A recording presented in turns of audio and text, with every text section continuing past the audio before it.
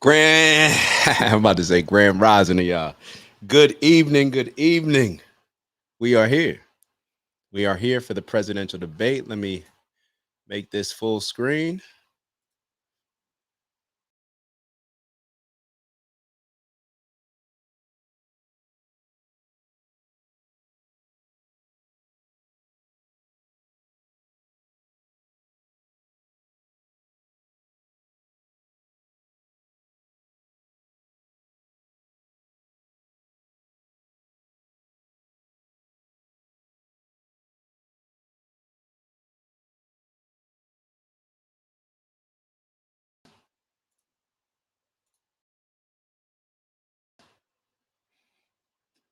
I want to see something.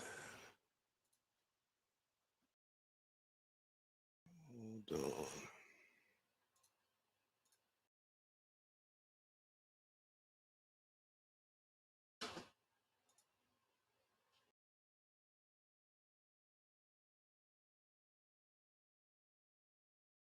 Which tonight will be hosted by ABC. Let's listen. Here now, David Muir and Lindsay Davis. Good evening, I'm David Muir, and thank you for joining us for tonight's ABC News presidential debate. We want to welcome viewers watching on ABC and around the world tonight. Vice President Kamala Harris and President Donald Trump are just moments away from taking the stage in this unprecedented race for president. And I'm Lindsay Davis. Tonight's meeting could be the most consequential event of their campaigns, with Election Day now less than 2 months away. For Vice President Kamala Harris, this is her first debate since President Biden withdrew from the race on July 21st.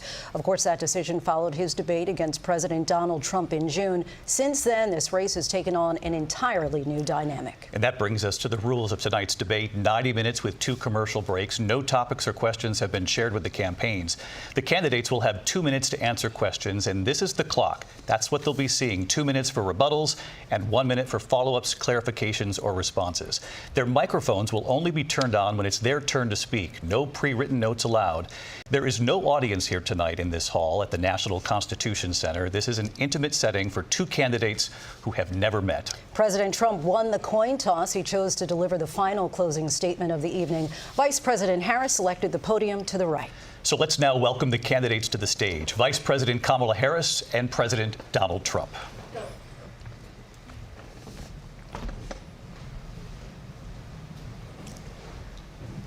Kamala Harris. Let's have a good debate. Nice to see you. Have fun. Thank you. Welcome to you both. It's wonderful to have you. It's an honor to have you both here tonight. Good evening. We are looking forward to a spirited and thoughtful debate. So let's get started. I want to begin tonight with the issue that voters repeatedly say is their #1 issue, and that is the economy and the cost of living in this country.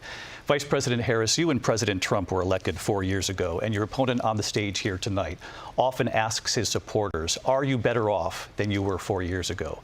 When it comes to the economy, do you believe Americans are better off than they were 4 years ago? So I was raised as a middle-class kid, and I am actually the only person on this stage who has a plan that is about lifting up the middle class and working people of America. I believe in the ambition, the aspirations, the dreams of the American people. And that is why I imagine and have actually a plan to build what I call an opportunity economy. Because here's the thing. We know that we have a shortage of homes and housing, and the cost of housing is too expensive for far too many people. We know that young families need support to raise their children, and I intend on extending a tax cut for those families of $6,000, which is the largest child tax credit that we have given in a long time, so that those young families can afford to buy a crib, buy a car seat, buy clothes for their children. My passion, one of them, is small businesses. My mother raised my sister and me, but there was a woman who helped raise us. We call her our second mother. She was a small business owner. I love our small businesses. My plan is to give a $50,000 tax deduction to start up small businesses, knowing they are part of the backbone of America's economy. My opponent, on the other hand, his plan is to do what he has done before, which is to provide a tax cut for billionaires and big corporations, which will result in $5 trillion to America's deficit. My opponent has a plan that I call the Trump's sales tax, which would be a 20% tax on everyday goods that you rely on to get through the month. Economists have said that that Trump sales tax would actually result for middle-class families in about $4,000 more a year because of his policies and his ideas about what should be the backs of middle-class people paying for tax cuts for billionaires. President Trump, I'll give you 2 minutes. First of all, I have no sales tax. That's an incorrect statement. She knows that. We're doing tariffs on other countries. Other countries are going to finally, after 75 years, pay us back for all that we've done for the world. And the tariff will be substantial in some cases. I took in billions and billions of dollars, as you know, from China. In fact, they never took the tariff off because there was so much money they can't. It would totally destroy everything that they've set out to do. They're taking in billions of dollars from China and other places. They've left the tariffs on. When I had it, I had tariffs, and yet I had no inflation. Look, we've had a terrible economy because inflation has, which is really known as a country buster. It breaks up countries. We have inflation like very few people have ever seen before, probably the worst in our nation's history. We were at 21%, but that's being generous because many things are 50, 60, 70, and 80% higher than they were just a few years ago. This has been a disaster for people, for the middle class, but for every class. On top of that, we have millions of people pouring into our country from prisons and jails, from mental institutions and insane asylums, and they're coming in and they're taking jobs that are occupied right now by African Americans and Hispanics, and also unions. Unions are going to be affected very soon. And you see what's happening. You see what's happening with towns throughout the United States. You look at Springfield, Ohio. You look at Aurora in Colorado. They are taking over the towns. They're taking over buildings. They're going in violently. These are the people that Xi and Biden led into our country, and they're destroying our country. They're dangerous. They're at the highest level of criminality, and we have to get them out. We have to get them out fast. I created one of the greatest economies in the history of our country. I'll do it again and even better. We are going to get to immigration and border security during this debate, but I would like to let Vice President Harris respond on the economy here. Well, I would love to. Let's talk about what Donald Trump left us. Donald Trump left us the worst unemployment since the Great Depression. Donald Trump left us the worst public health epidemic in a century. Donald Trump left us the worst attack on our democracy since the Civil War. And what we have done is clean up Donald Trump's mess. What we have done and what I intend to do is build on what we know are the aspirations and the hopes of the American people. But I'm going to tell you all in this debate tonight, you're going to hear from the same old tired playbook, a bunch of lies, grievances, and name-calling. What you're going to hear tonight is a detailed and dangerous plan called Project 2025 that the former president intends on implementing if he were elected again. I believe very strongly that the American people want a president who understands the importance of bringing us together, knowing we have so much more in common than what separates us. And I pledge to you to be a president for all Americans. President Trump will give you a minute here to respond. Number one, I have nothing to do, as you know, and as she knows better than anyone, I have nothing to do with Project 2025. That's out there. I haven't read it. I don't want to read it purposely. I'm not going to read it. This was a group of people that got together. They came up with some ideas, I guess some good, some bad, but it makes no difference. I have nothing to do. Everybody knows I'm an open book. Everybody knows what I'm going to do. Cut taxes very substantially and create a great economy like I did before. We had the greatest economy. We got hit with a pandemic, and the pandemic was not since 1917, where 100 million people died, has there been anything like it. We did a phenomenal job with the pandemic. We handed them over a country where the economy and where the stock market was higher than it was before the pandemic came in. Nobody's ever seen anything like it. We made ventilators for the entire world. We got gowns, we got masks, we did things that nobody thought possible. And people give me credit for rebuilding the military. They give me credit for a lot of things, but not enough credit for the great job we did with the pandemic. But the only jobs they got were bounce back jobs. These were jobs bounce back, and it bounced back and it went to their benefit. But I was the one that created them. They know it, and so does everybody else. Vice President Harris, I'll let you respond. So Donald Trump has no plan for you. And when you look at his economic plan, it's all about tax breaks for the richest people. I am offering what I describe as an opportunity economy, and the best economists in our country, if not the world, have reviewed our relative plans for the future of America. What Goldman Sachs has said is that Donald Trump's plan would make the economy worse, mine would strengthen the economy. What the Wharton School has said is Donald Trump's plan would actually explode the deficit. 16 Nobel laureates have described his economic plan as something that would increase inflation and by the middle of next year would invite a recession. You just have to look at where we are and where we stand on the issues. And I'd invite you to know that Donald Trump actually has no plan for you because he is more interested in defending himself than he is in looking out for you. That's just a soundbite. They gave her that to say.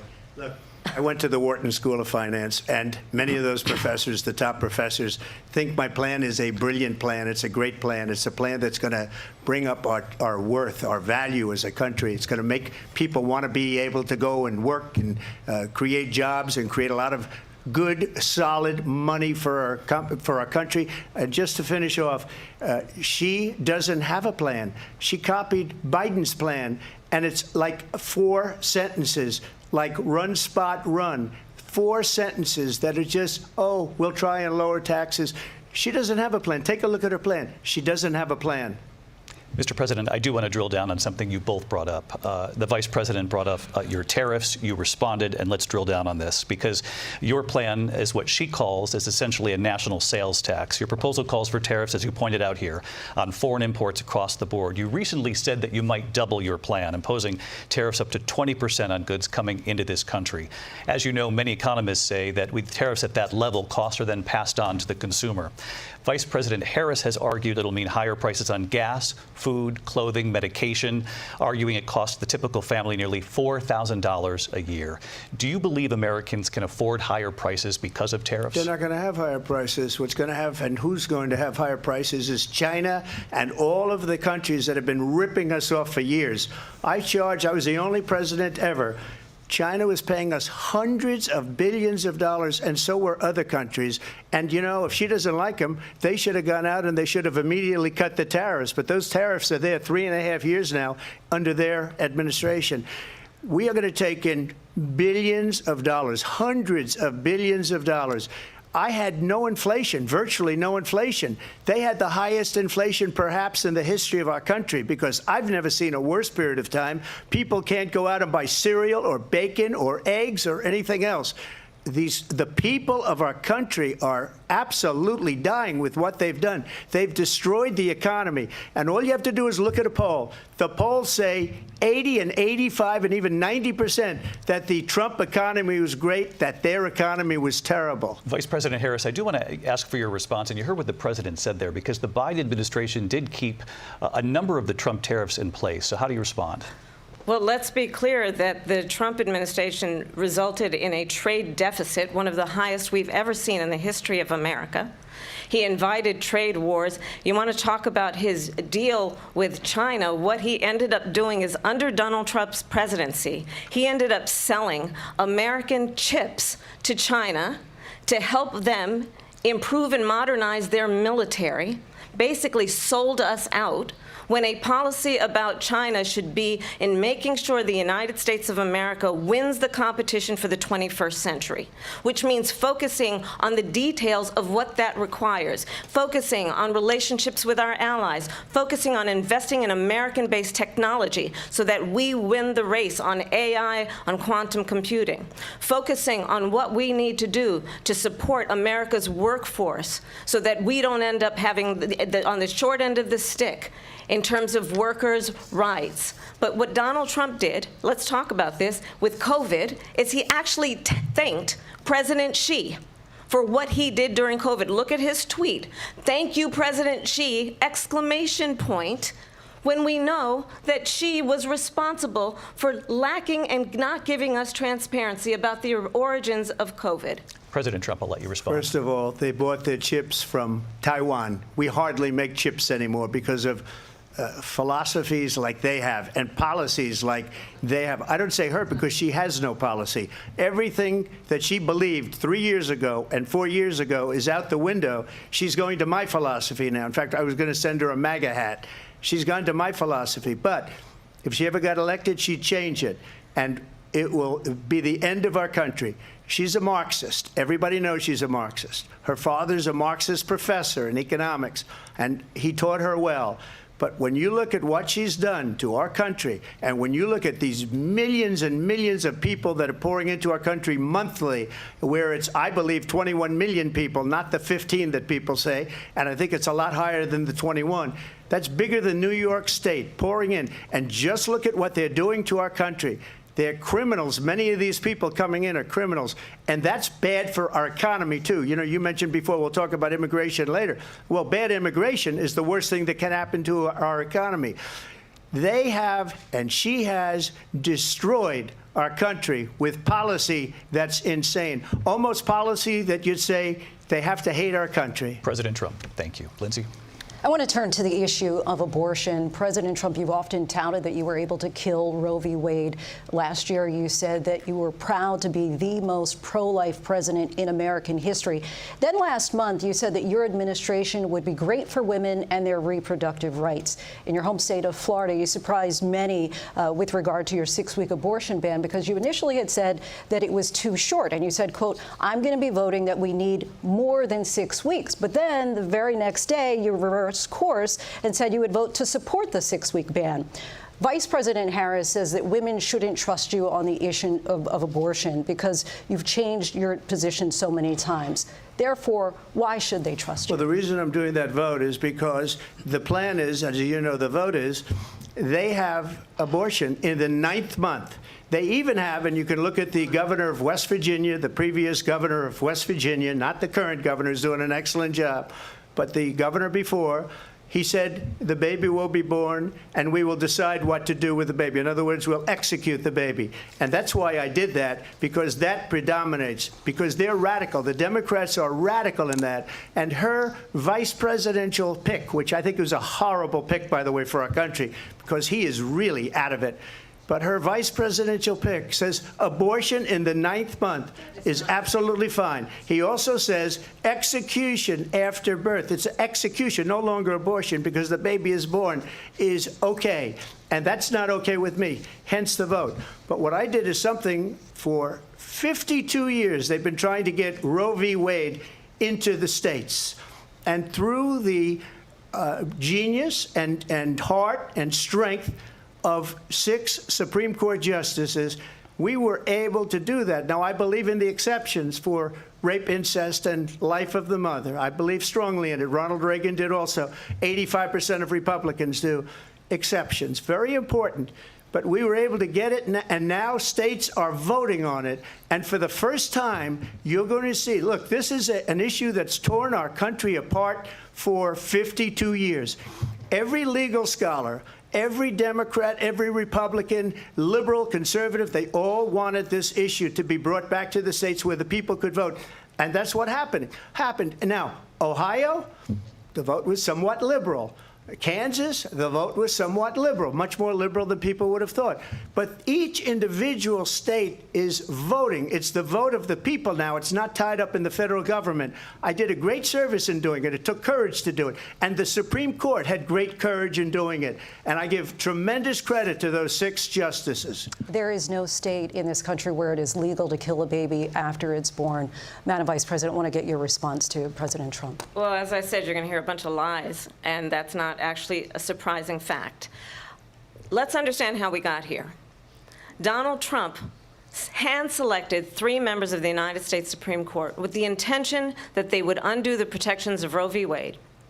And they did exactly as he intended. And now in over 20 states, there are Trump abortion bans, which make it criminal for a doctor or nurse to provide health care. In one state, it provides prison for life. Trump abortion bans that make no exception even for rape and incest, which understand what that means. A survivor of a crime, a violation to their body, does not have the right to make a decision about what happens to their body next. That is immoral. And one does not have to abandon their faith or deeply held beliefs to agree. The government, and Donald Trump certainly, should not be telling a woman what to do with her body. I have talked with women around our country. You want to talk about this is what people wanted? Pregnant women who want to carry a pregnancy to term, suffering from a miscarriage, being denied care in an emergency room because the healthcare providers are afraid they might go to jail, and she's bleeding out in a car in the parking lot. She didn't want that. Her husband didn't want that. A 12 or 13-year-old survivor of incest being forced to carry a pregnancy to term. They don't want that. And I pledge to you, when Congress passes a bill to put back in place the protections of Roe v. Wade, as President of the United States, I will proudly sign it into law. But understand, if Donald Trump were to be reelected, he will sign a national abortion ban. Understand, in his Project 2025, there would be a national abortion, a monitor that would be monitoring your pregnancies, your miscarriages. I think the American people believe that certain freedoms, in particular the freedom to make decisions about one's own body, should not be made by the government. Thank you, Vice President Harris. Well, there she goes again. It's a lie. I'm not signing a ban, and there's no reason to sign a ban, because we've gotten what everybody wanted. Democrats, Republicans, and everybody else, and every legal scholar wanted it to be brought back into the states, and the states are voting. And it may take a little time, but for 52 years, this issue has torn our country apart, and they've wanted it back in the states. And I did something that nobody thought was possible. The states are now voting. What she says is an absolute lie. And as far as the abortion ban, no, I'm not in favor of abortion ban, but it doesn't matter, because this issue has now been taken over by the states. Would you veto a national abortion ban if it came to your desk? Well, I won't have to, because, again, two things. Number one, she said she'll go back to Congress. She'll never get the vote. It's impossible for her to get the vote, especially now with the 50-50, essentially 50-50 in both Senate and the House. She's not going to get the vote. She can't get the vote. She won't even come close to it. So it's just talk. You know what it reminds me of? When they said they're going to get student loans terminated, and it ended up being a total catastrophe. The student loans, and then her, I think probably her boss, if you call him a boss, he spends all his time on the beach.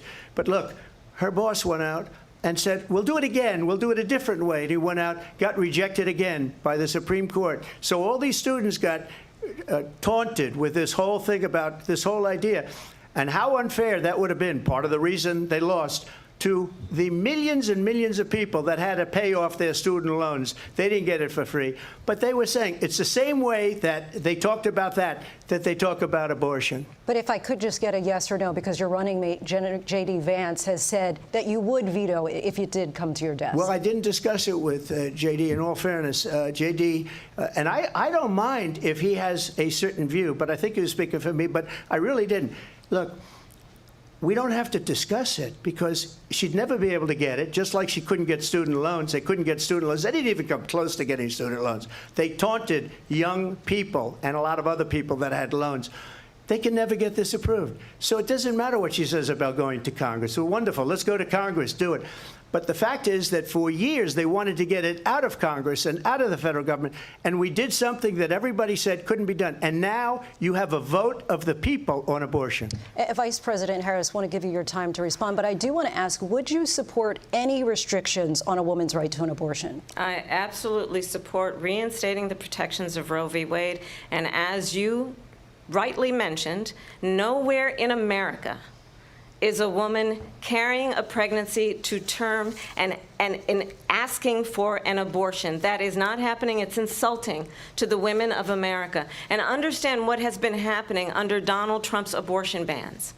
Couples who pray and dream of having a family are being denied IVF treatments.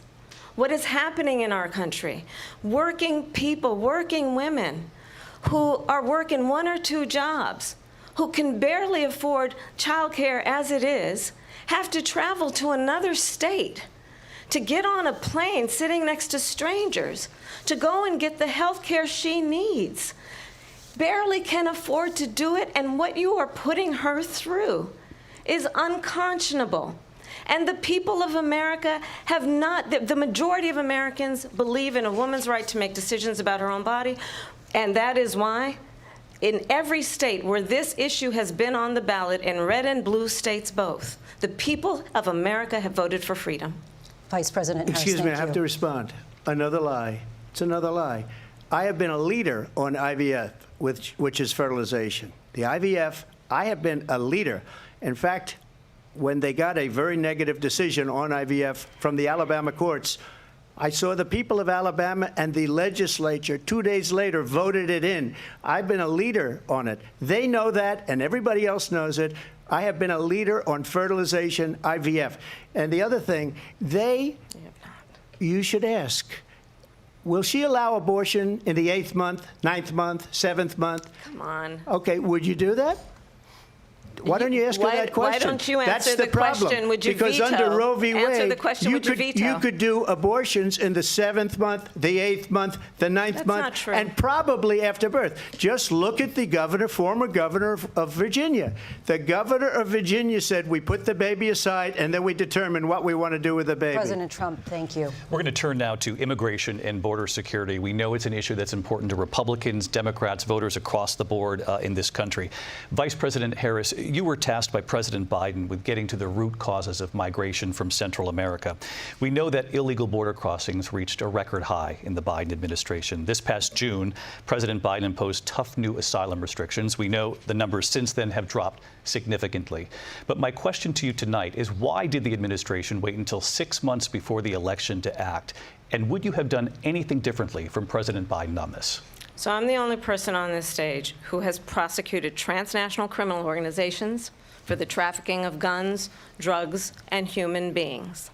And let me say that the United States Congress, including some of the most conservative members of the United States Senate, came up with a border security bill which I supported.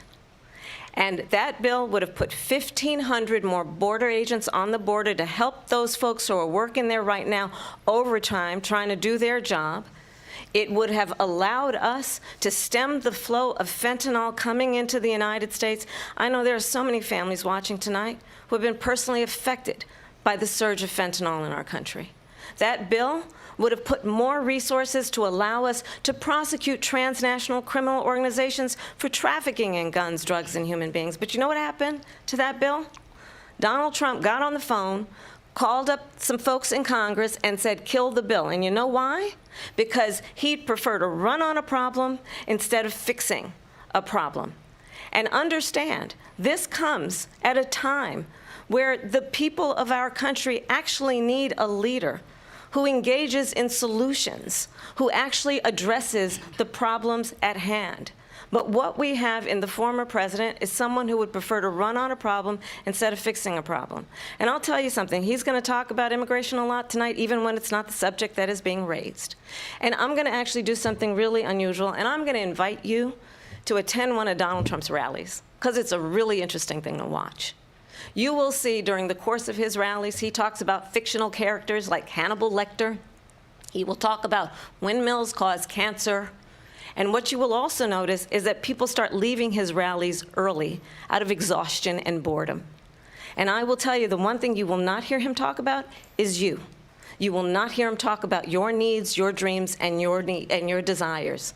And I'll tell you, I believe you deserve a president who actually puts you first, and I pledge to you that I will. Vice President Harris, thank you. President Trump, on that point, I want to get your response. Well, I would like to respond. Let me just ask, though, why did you try to kill that bill, and successfully so? That would have put thousands of additional agents and officers on the border. First, let me respond as to the rallies. She said people start leaving. People don't go to her rallies. There's no reason to go. And the people that do go, she's bussing them in and paying them to be there, and then showing them in a different light. So she can't talk about that. People don't leave my rallies. We have the biggest rallies, the most incredible rallies in the history of politics. That's because people want to take their country back. Our country is being lost. We're a failing nation. And it happened 3.5 years ago. And what's going on here, you're going to end up in World War III, just to go into another subject.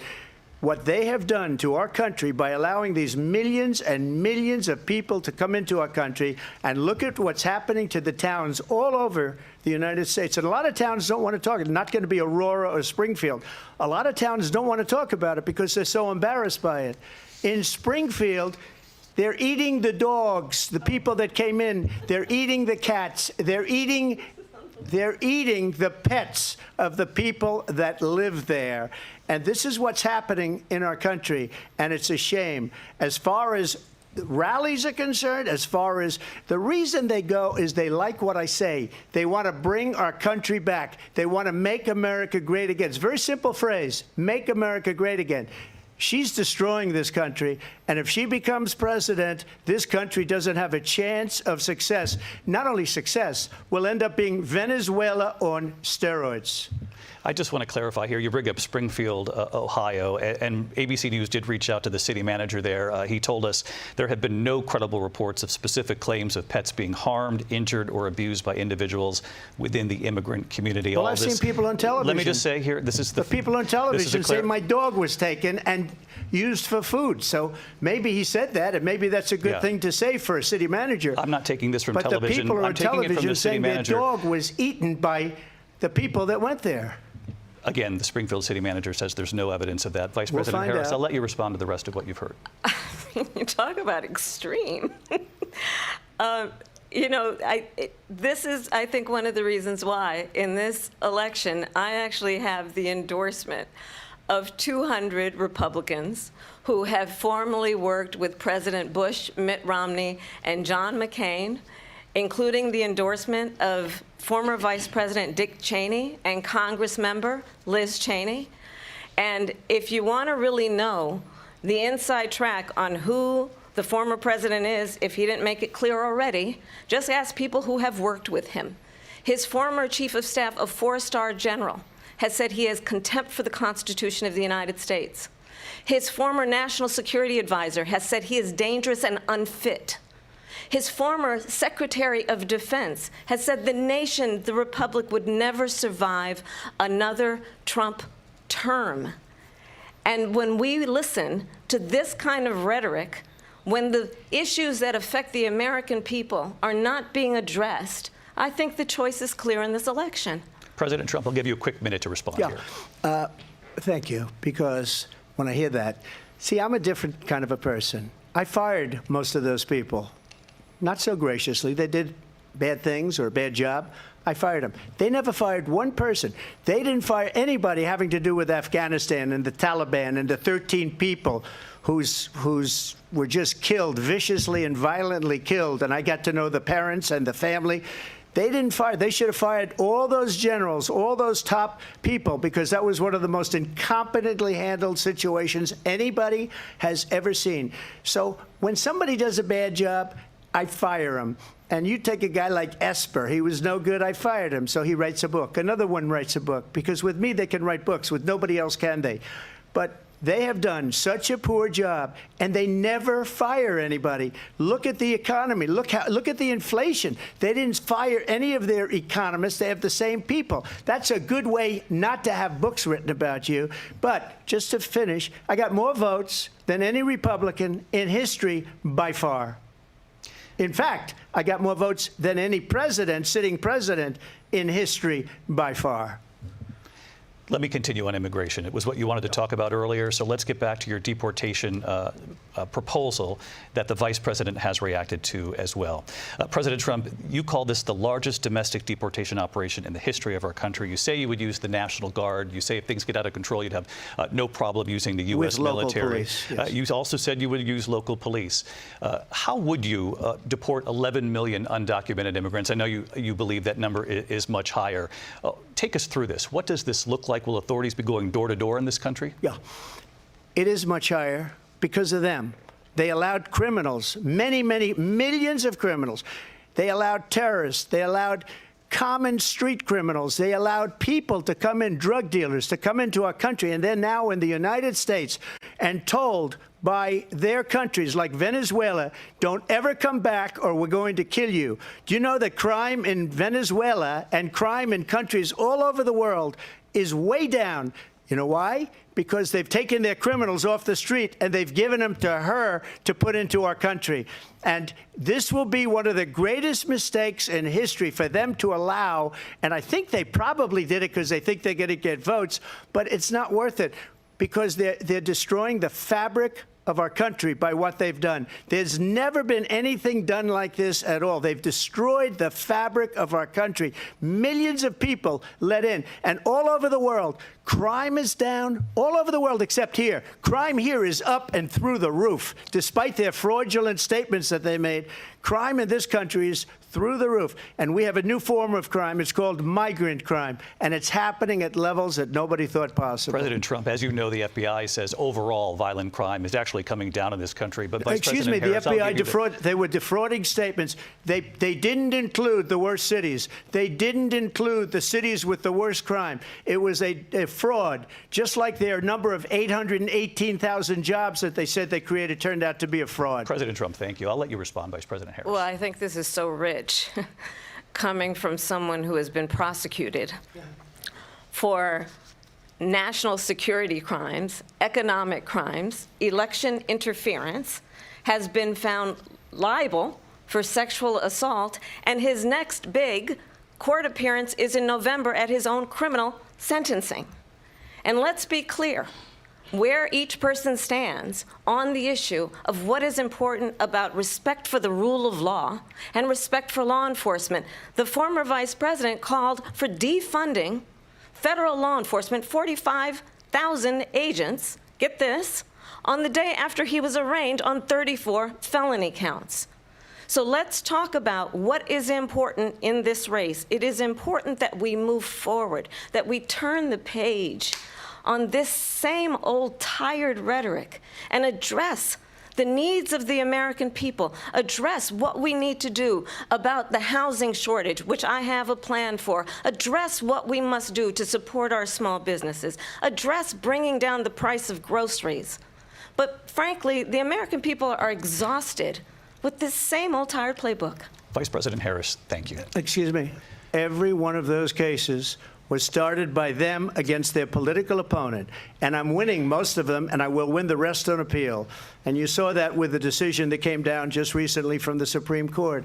I'm winning most of them. But those are cases, it's called weaponization. Never happened in this country. They weaponized the Justice Department. Every one of those cases was involved with the DOJ, from Atlanta and Fani Willis to the Attorney General of New York and the DA in New York. Every one of those cases.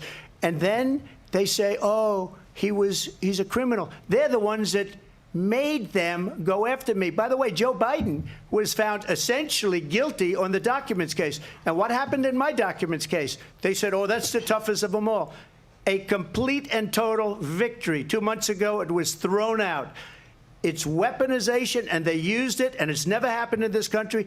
They used it to try and win an election. They're fake cases. President Trump, thank you. A really quick response here, Vice President Harris, on this notion of weaponization of the Justice Department. Well, let's talk about extreme and understand the context in which this election in 2024 is taking place. The United States Supreme Court recently ruled that the former president would essentially be immune from any misconduct if he were to enter the White House again. Understand, this is someone who has openly said he would terminate, I'm quoting, terminate the Constitution of the United States, that he would weaponize the Department of Justice against his political enemies. Someone who has openly expressed disdain for members of our military. Understand what it would mean if Donald Trump were back in the White House with no guardrails, because certainly we know now the court won't stop him. We know J.D. Vance is not going to stop him. It's up to the American people Vice President to stop Harris, him. Thank you. Lindsay? Vice President Harris, in your last run for president. This is the one that weaponized, not me. She weaponized. I probably took a bullet to the head because of the things that they say about me. They talk about democracy. I'm a threat to democracy. They're the threat to democracy President with a fake Trump. Russia investigation We do have a lot that went nowhere. We have a lot to get to. Lindsay? Vice President Harris, in your last run for president, you said you wanted to ban fracking. Now you don't. You wanted mandatory government buyback programs for assault weapons. Now your campaign says you don't. You supported decriminalizing border crossings. Now you're taking a harder line. I know you say that your values have not changed. So then why have so many of your policy positions changed?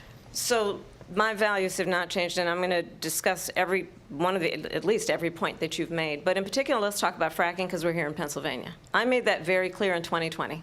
I will not ban fracking. I have not banned fracking as Vice President of the United States. And in fact, I was the tie-breaking vote on the Inflation Reduction Act, which opened new leases for fracking.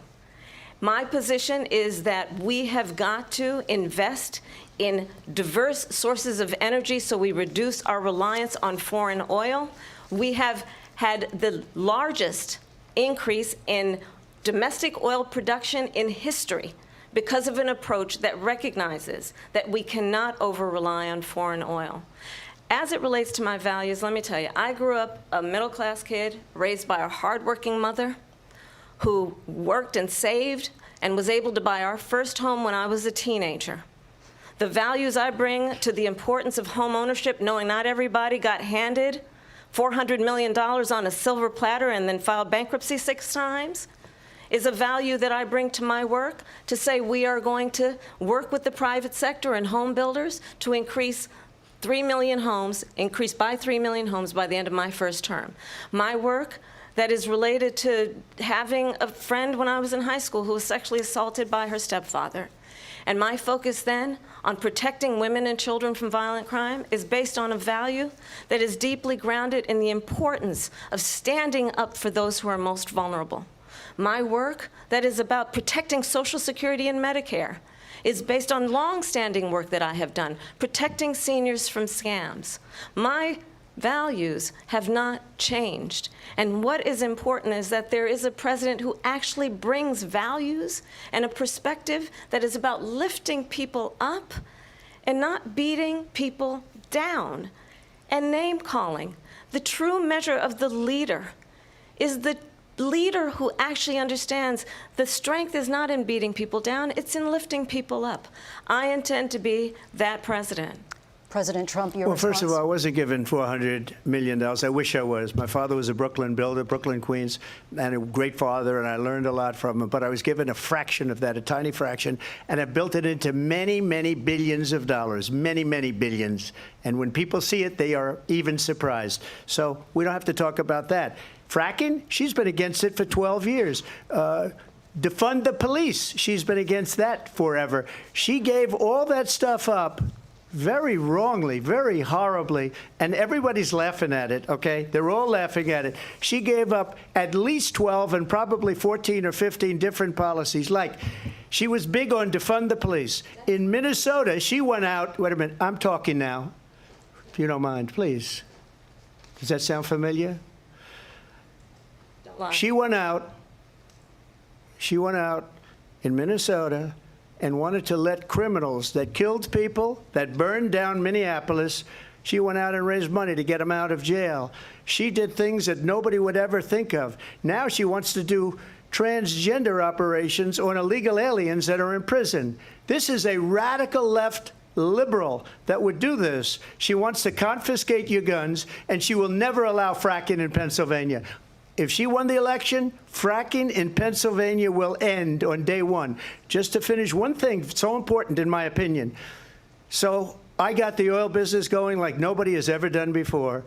When they took over, they got rid of it, started getting rid of it, and the prices were going up the roof. They immediately let these guys go to where they were. I would have been 5 times, 4 times, 5 times higher, because you're talking about 3.5 years ago. They got it up to where I was because they had no choice, because the prices of energy were quadrupling and doubling. You saw what happened to gasoline. So they said, let's go back to Trump. But if she won the election, the day after that election, they'll go back to destroying our country, and oil will be dead, fossil fuel will be dead, we'll go back to windmills, and we'll go back to solar, where they need a whole desert to get some energy to come out. You ever see a solar plant? By the way, I'm a big fan of solar.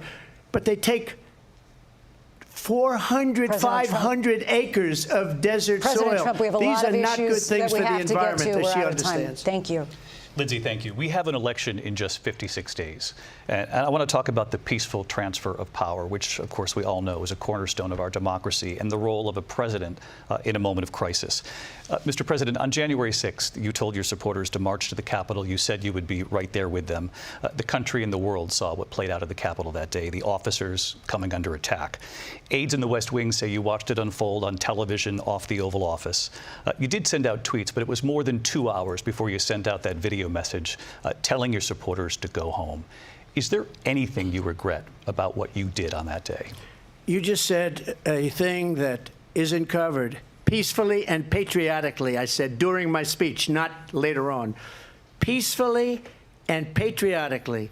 And nobody on the other side was killed. Ashley Babbitt was shot by an out-of-control police officer that should have never, ever shot her. It's a disgrace. But we didn't do this group of people that have been treated so badly.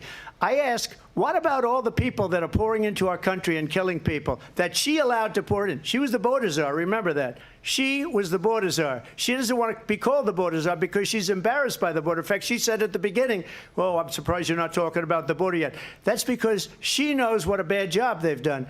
What about those people? When are they going to be prosecuted? When are these people from countries all over the world, not just South America? They're coming in from all over the world, David, all over the world. And crime rates are down all over the world because of it. But let me just ask you, David, when are those people going to be prosecuted? When are the people that burned down Minneapolis going to be prosecuted? Or in Seattle? They went into Seattle. They took over a big percentage of the city of Seattle. When are those people going to be prosecuted? But let me just ask you. You might ask her that question. You were the president. You were watching it unfold on television. It's a very simple question as we move forward toward another election. Is there anything you regret about what you did on that day? Yes or no? I had nothing to do with that other than they asked me to make a speech. I showed up for a speech. I said, I think it's going to be big. I went to Nancy Pelosi and the mayor of Washington, D.C., and the mayor put it back in writing, as you know. I said, you know, this is going to be a very big rally or whatever you want to call it. And again, it wasn't done by me. It was done by others. I said, I'd like to give you 10,000 National Guard or soldiers. They rejected me. Nancy Pelosi rejected me. It was just 2 weeks ago. Her daughter has a tape of her saying she is fully responsible for what happened. They want to get rid of that tape. It would have never happened if Nancy Pelosi and the mayor of Washington did their jobs. I wasn't responsible for security. Nancy Pelosi was responsible. She didn't do her job. The question was about you as president, not about former Speaker Pelosi. But I do want Vice President Harris to respond here. I was at the Capitol on January 6th. I was the vice president-elect. I was also an acting senator. I was there. And on that day, the President of the United States incited a violent mob to attack our nation's capital, to desecrate our nation's capital. On that day, 140 law enforcement officers were injured, and some died. And understand, the former president has been indicted and impeached for exactly that reason. But this is not an isolated situation. Let's remember Charlottesville, where there was a mob of people carrying tiki torches, spewing anti-Semitic hate.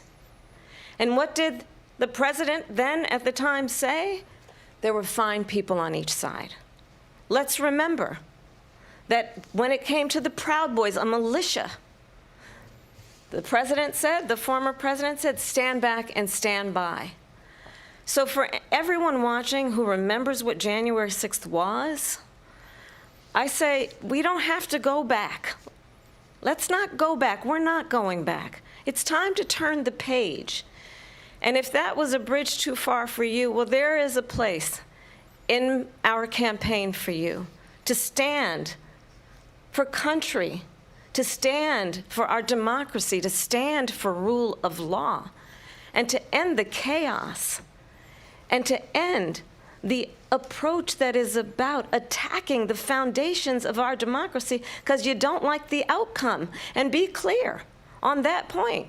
Donald Trump, the candidate, has said in this election there will be a bloodbath if this and the outcome of this election is not to his liking. Let's turn the page on this. Let's not go back. Let's chart a course for the future and not go backwards to the past. Let me just follow up here. It was a different term, and it was a term that related to energy because they have destroyed our energy business. That was where bloodbath was. Also, on Charlottesville, that story has been, as you would say, debunked.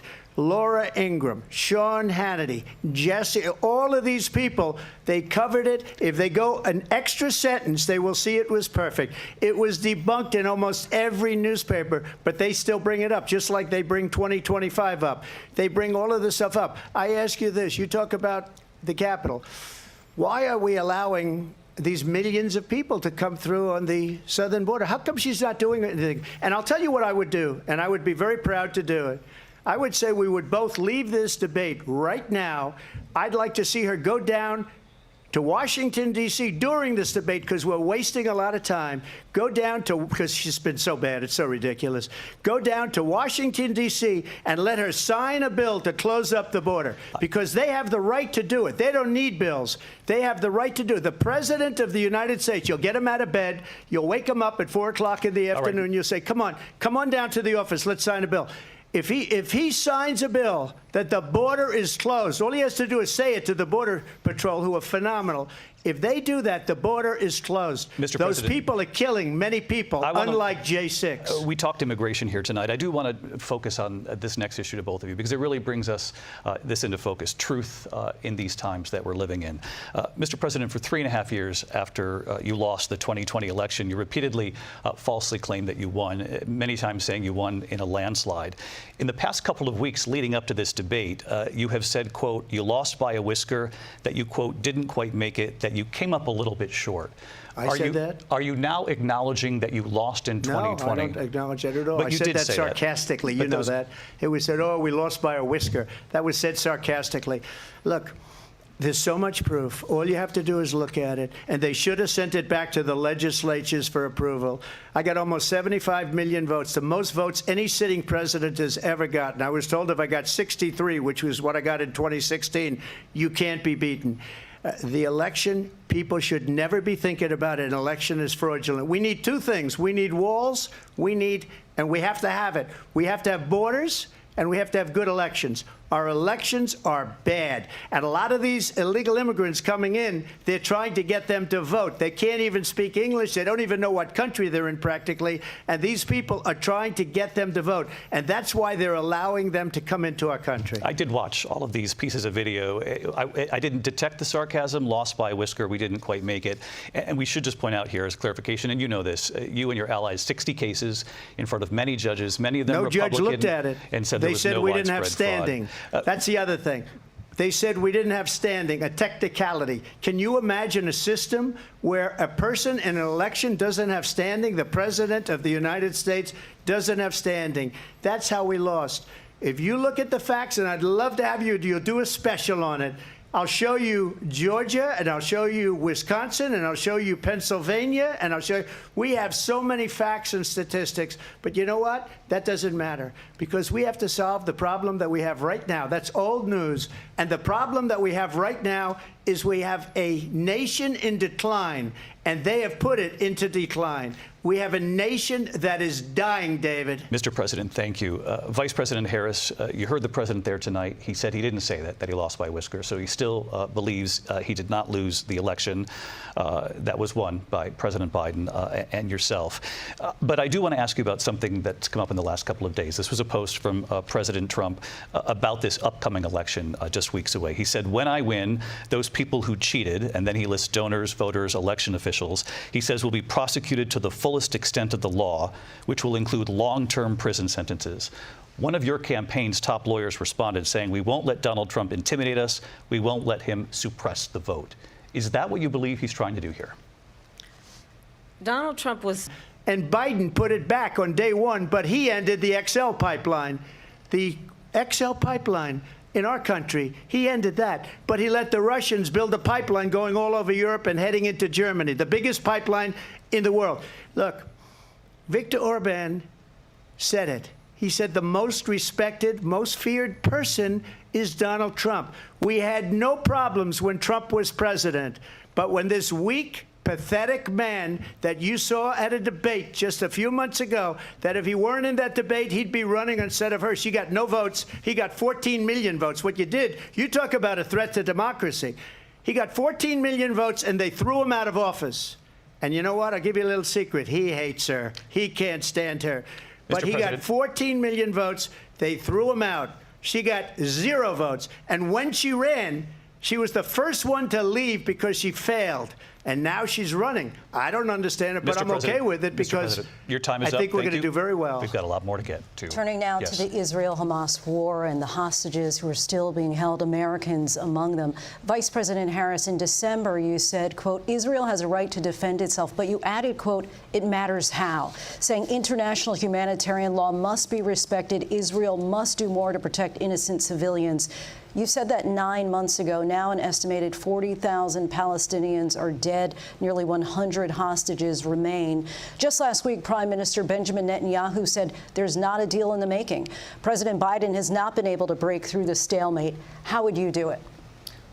Well, let's understand how. President Trump, how would you negotiate with Netanyahu and also Hamas in order to get the hostages out and prevent the killing of more innocent civilians in Gaza? If I were president, it would have never started. If I were president, Russia would have never, ever, I know Putin very well, he would have never, and there was no threat of it either, by the way, for 4 years, have gone into Ukraine and killed millions of people when you add it up, far worse than people understand what's going on over there. But when she mentions about Israel, all of a sudden, she hates Israel. She wouldn't even meet with Netanyahu when he went to Congress to make a very important speech. She refused to be there because she was at a sorority party of hers. She wanted to go to the sorority party. She hates Israel. If she's president, I believe that Israel will not exist within 2 years from now. And I've been pretty good at predictions, and I hope I'm wrong about that one. She hates Israel. At the same time, in her own way, she hates the Arab population, because the whole place is going to get blown up. Arabs, Jewish people, Israel will be gone. It would have never happened. Iran was broke under Donald Trump. Now Iran has $300 billion because they took off all the sanctions that I had. Iran had no money for Hamas or Hezbollah or any of the 28 different spheres of terror. And they are spheres of terror, horrible terror. They had no money. It was a big story, and you know it. You covered it very well, actually. They had no money for terror.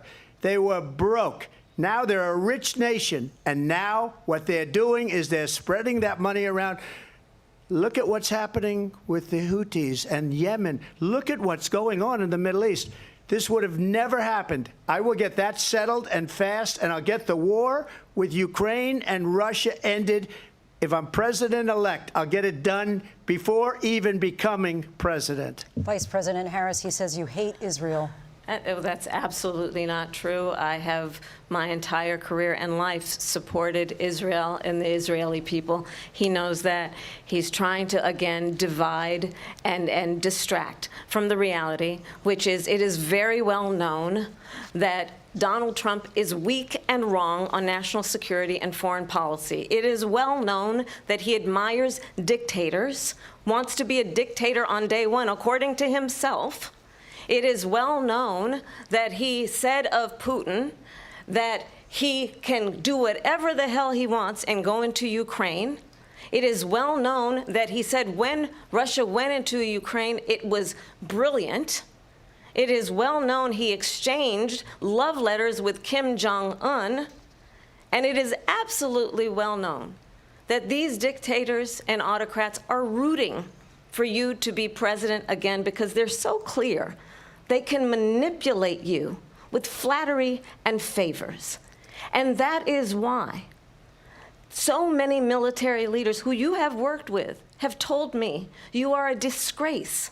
That is why we understand that we have to have a president who is not consistently weak and wrong on Vice national President security, Harris. including the importance of upholding and respecting in highest regard our military. Vice President Harris, thank you. They're the ones, and she's the one that caused it, that's weak on national security by allowing every nation last month for the year, 168 different countries sending people into our country. Their crime rates are way down.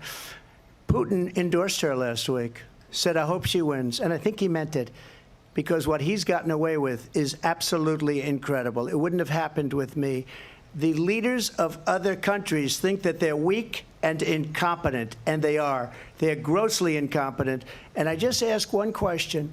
Why does Biden go in and kill the Keystone Pipeline and approve the single biggest deal that Russia's ever made, Nord Stream 2, the biggest pipeline anywhere in the world going to Germany and all over Europe?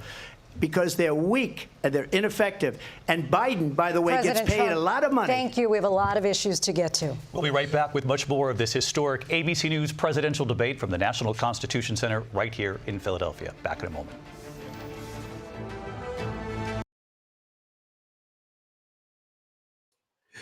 Hey, yo, stop playing, bro. Trump landslide. Stop playing. Yo, if you think Kamala's winning, I'm judging you. It just is what it is. It just is what it is. If you think Kamala's winning, yo, and yes, I'm biased. I don't like Democrats. I'm being honest. I don't like Democrats. Why? Because they do exactly what Kamala just did. That's why I don't like Democrats. They do exactly what Kamala just did. I'm just being honest. She is lying, bro. Like, they are lying. Like, she's the same. And what's so funny is so many people, and they'll probably do it right after this debate. They always, after the last debate, they said, Trump didn't answer any questions. What question has she answered? She says that she has all these policies. I have a policy for this. I have a policy for this. But what's the policy? It's not like you can say what Trump said, where I can reference the policies that I made when I was president. She's saying that she has all these policies. She's not saying that, oh, Biden and I are doing these policies. She's saying that she has all these policies, but not telling us what the policies are, not telling us what the plan is. All she's doing is trying to appeal to her extreme emotional fan base, her supporters. This is embarrassing, yo. This is embarrassing. I'm going to be honest. This is embarrassing for the country. This is embarrassing for the country.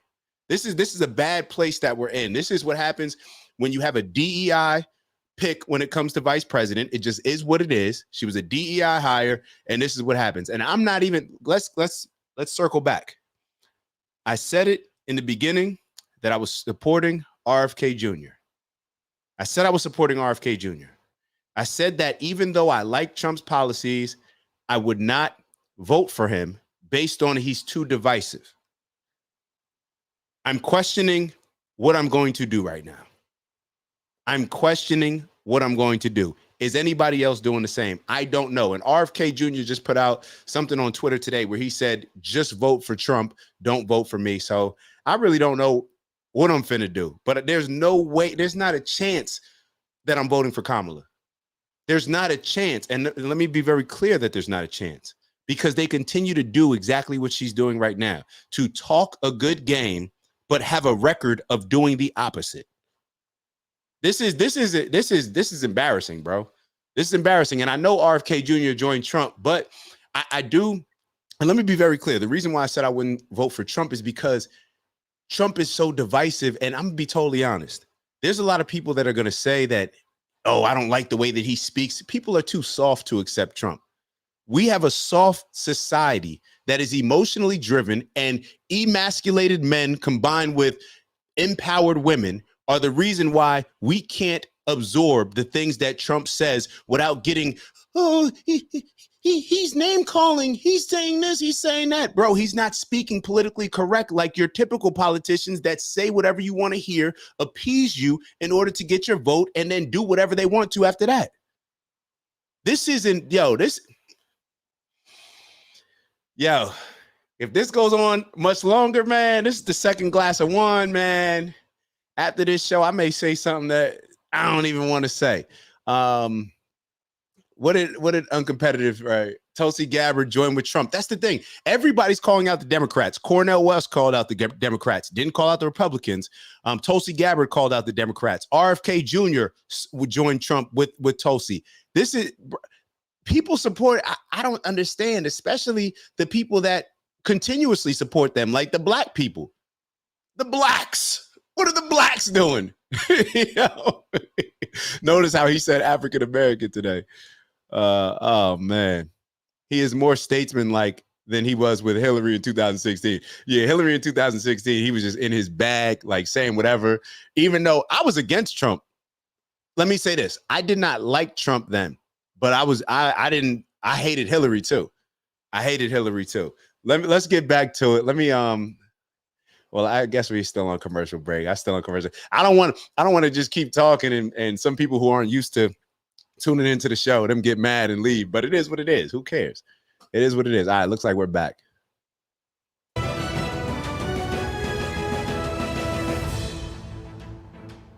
Philadelphia, Pennsylvania.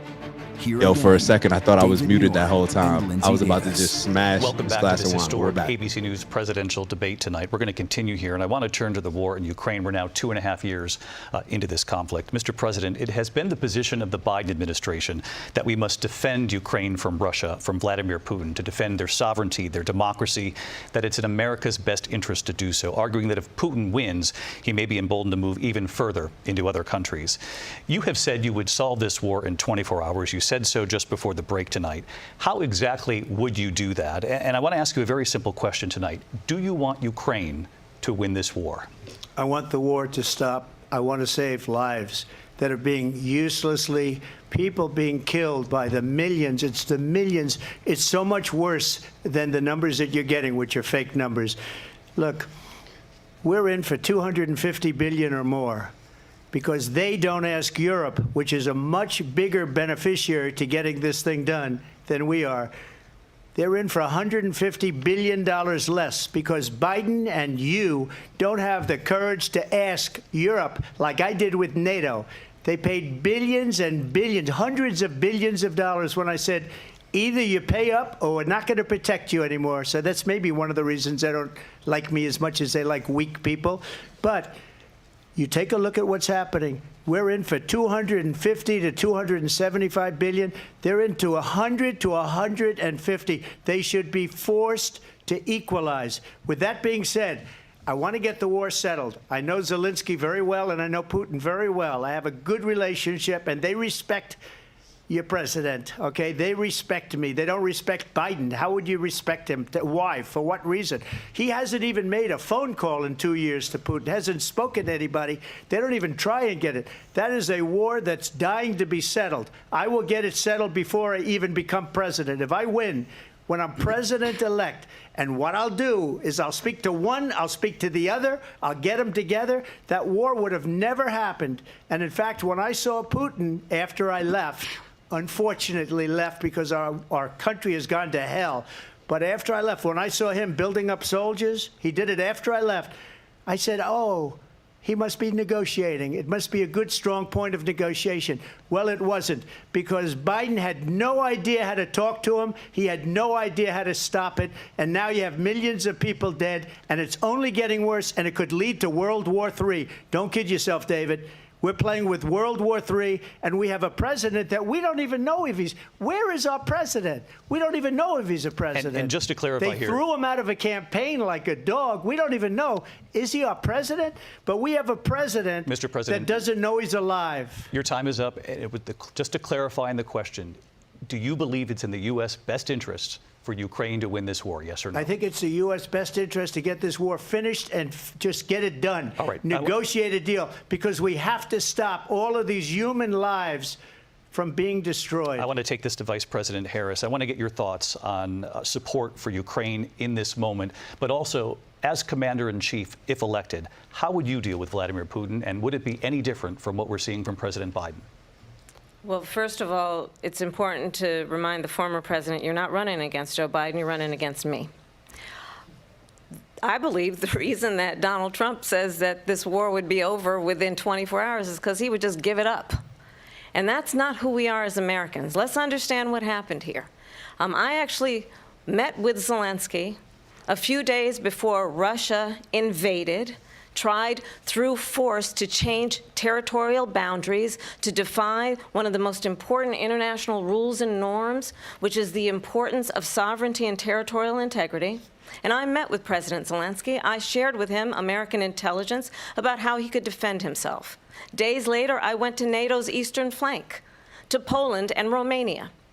And through the work that I and others did, we brought 50 countries together to support Ukraine in its righteous defense. And because of our support, because of the air defense, the ammunition, the artillery, the javelins, the Abrams tanks that we have provided, Ukraine stands as an independent and free country. If Donald Trump were president, Putin would be sitting in Kyiv right now. And understand what that would mean, because Putin's agenda is not just about Ukraine. Understand why the European allies and our NATO allies are so thankful that you are no longer president, and that we understand the importance of the greatest military alliance the world has ever known, which is NATO, and what we have done to preserve the ability of Zelensky and the Ukrainians to fight for their independence. Otherwise, Putin would be sitting in Kyiv with his eyes on the rest of Europe, starting with Poland. And why don't you tell the 800,000 Polish Americans right here in Pennsylvania how quickly you would give up for the sake of favor and what you think is a friendship with what is known to be a dictator who would eat you for lunch. Vice President Harris, thank you. We've heard from both of you on Ukraine tonight. Afghanistan came up in the last hour. I wanted her to respond to something you said earlier, and please, I'll give you a minute here. Putin would be sitting in Moscow, and he wouldn't have lost 300,000 men and women, but he would have been sitting in Moscow. Quiet, please. He would have been sitting in Moscow, much happier than he is right now.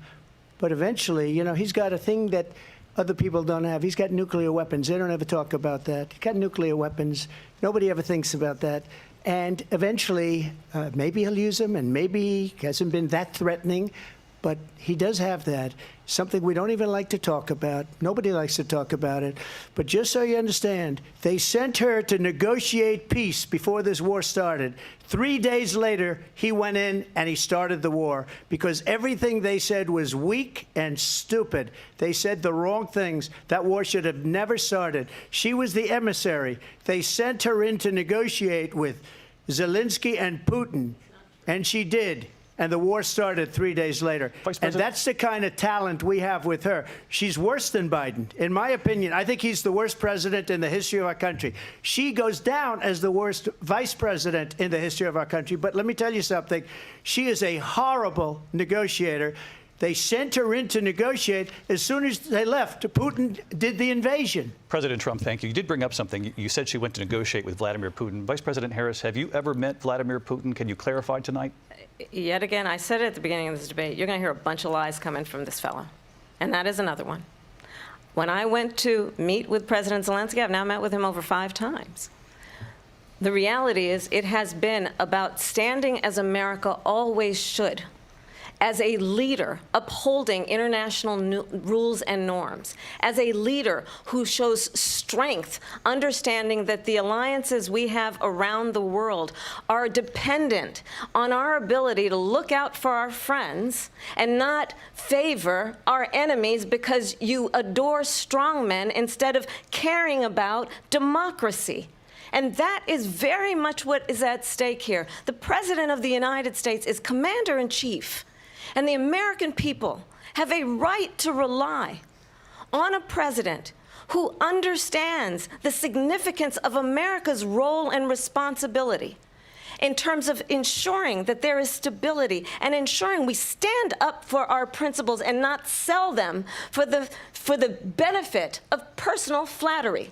We've talked about Ukraine and Vladimir Putin. I do want to talk about Afghanistan. It came up in the first hour of this debate. I want to move on to Afghanistan. Stoltenberg said Trump did the most amazing thing I've ever seen. He got these countries, the 28 countries at the time, to pay up. He said, I've never seen. He's the head of NATO. He said, I've never seen. For years, we were paying almost all of NATO. We were being ripped off by European nations, both on trade and on NATO. I got them to pay up by saying one of the statements you made before, if you don't pay, we're not going to protect you. President Otherwise, Trump. we would have never gotten it. He said it was one of the most incredible jobs that he's ever seen done. Thank you. I want to turn to Afghanistan. It came up in the first hour of the debate, and we witnessed a poignant moment today on Capitol Hill, honoring the soldiers who died in the chaotic withdrawal from Afghanistan. I do want to ask the Vice President, do you believe you bear any responsibility in the way that withdrawal played out? Well, I will tell you, I agreed with President Biden's decision to pull out of Afghanistan. 4 presidents said they would, and Joe Biden did. And as a result, America's taxpayers are not paying the $300 million a day we were paying for that endless war. And as of today, there is not one member of the United States military who is in active duty in a combat zone in any war zone around the world, the first time this century. But let's understand how we got to where we are. Donald Trump, when he was president, negotiated one of the weakest deals you can imagine. He calls himself a deal maker. Even his national security advisor said it was a weak, terrible deal. And here's how it went down. He bypassed the Afghan government. He negotiated directly with a terrorist organization called the Taliban. The negotiation involved the Taliban getting 5,000 Taliban terrorists released. And get this, and the president at the time invited the Taliban to Camp David, a place of storied significance for us as Americans, a place where we honor the importance of American diplomacy, where we invite and receive respected world leaders. And this former president, as president, invited them to Camp David because he does not, again, appreciate the role and responsibility of the President of the United States to be commander-in-chief with a level of respect. And this gets back to the point of how he has consistently disparaged and demeaned members of our military, fallen soldiers, and the work that we must do to uphold the strength and the respect of the United States of America around the world. Vice President Harris, thank you. President Trump, your response to her saying that you began the negotiations with the Taliban. So if you take a look at that period of time, the Taliban was killing our soldiers, a lot of them, with snipers.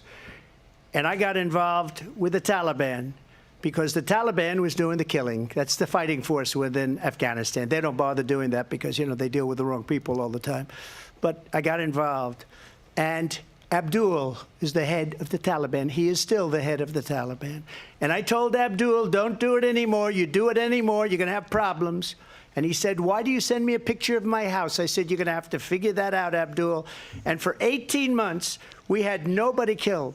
We did have an agreement negotiated by Mike Pompeo. It was a very good agreement. The reason it was good, it was we were getting out. We would have been out faster than them, but we wouldn't have lost the soldiers. We wouldn't have left many Americans behind, and we wouldn't have left $85 billion worth of brand new, beautiful military equipment behind. And just to finish, they blew it. The agreement said you have to do this, and they didn't do it. They didn't do it. The agreement was terminated by us because they didn't do what they were supposed to do. I want to move on. And these people did the worst withdrawal, and in my opinion, the most embarrassing moment in the history of our country. And by the way, that's why Russia attacked Ukraine, because they saw how incompetent she and her boss are. President Trump, thank you. I want to move on now to race and politics in this country. Mr. President, you recently said of Vice President Harris, quote, I didn't know she was black until a number of years ago when she happened to turn black, and now she wants to be known as black. I want to ask a bigger picture question here tonight. Why do you believe it's appropriate to weigh in on the racial identity of your opponent? I don't, and I don't care. I don't care what she is. I don't care. You make a big deal out of something. I couldn't care less. Whatever she wants to be is okay with me. But those were your words, so I'm asking. asking. I don't know. I mean, all I can say is I read where she was not black, that she put out, and I'll say that. And then I read that she was black, and that's okay. Either one was okay with me. That's up to her. That's up to her. Vice President Harris, your thoughts on this? I think it's, I mean, honestly, I think it's a tragedy that we have someone who wants to be president who has consistently, over the course of his career, attempted to use race to divide the American people. You know, I do believe that the vast majority of us know that we have so much more in common than what separates us, and we don't want this kind of approach that is just constantly trying to divide us, and especially by race. And let's remember how Donald Trump started. He was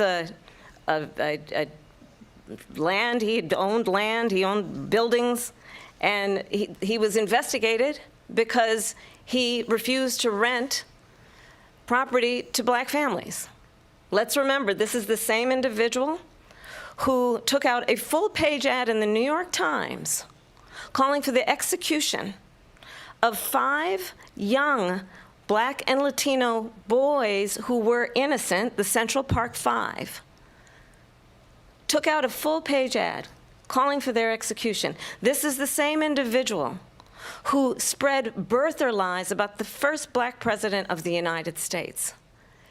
And I think the American people want better than that, want better than this, want someone who understands, as I do, I travel our country. We see in each other a friend. We see in each other a neighbor. We don't want a leader who is constantly trying to have Americans point their fingers at each other. I meet with people all the time who tell me, can we please just have discourse about how we're going to invest in the aspirations and the ambitions and the dreams of the American people? Knowing that regardless of people's color or the language their grandmother speaks, we all have the same dreams and aspirations and want a president who invests in those, not in hate and division. Vice President Harris, thank you. Lindsay? President Trump, this is now your 3rd time. This is the most divisive presidency in the history of our country. There's never been anything like it. They're destroying our country, and they come up with things like what she just said. Going back many, many years, when a lot of people, including Mayor Bloomberg, agreed with me on the Central Park 5, they admitted, they said, they pled guilty. And I said, well, if they pled guilty, they badly hurt a person, killed a person ultimately. And if they pled guilty, then they pled, we're not guilty. But this is a person that has to stretch back years, 40, 50 years ago, because there's nothing now. I built one of the greatest economies in the history of the world, and I'm going to build it again. It's going to be bigger, better, and stronger. But they're destroying our economy. They have no idea what a good economy is. Their oil policies, every single policy. And remember this, she is Biden. You know, she's trying to get away from Biden. I don't know the gentleman, she says. She is Biden. The worst inflation we've ever had, a horrible economy because inflation has made it so bad, and she can't get away with that. Thank you. Your time is up, I Lindsay. want to respond to that, though. I want to just respond briefly. Clearly, I am not Joe Biden, and I am certainly not Donald Trump.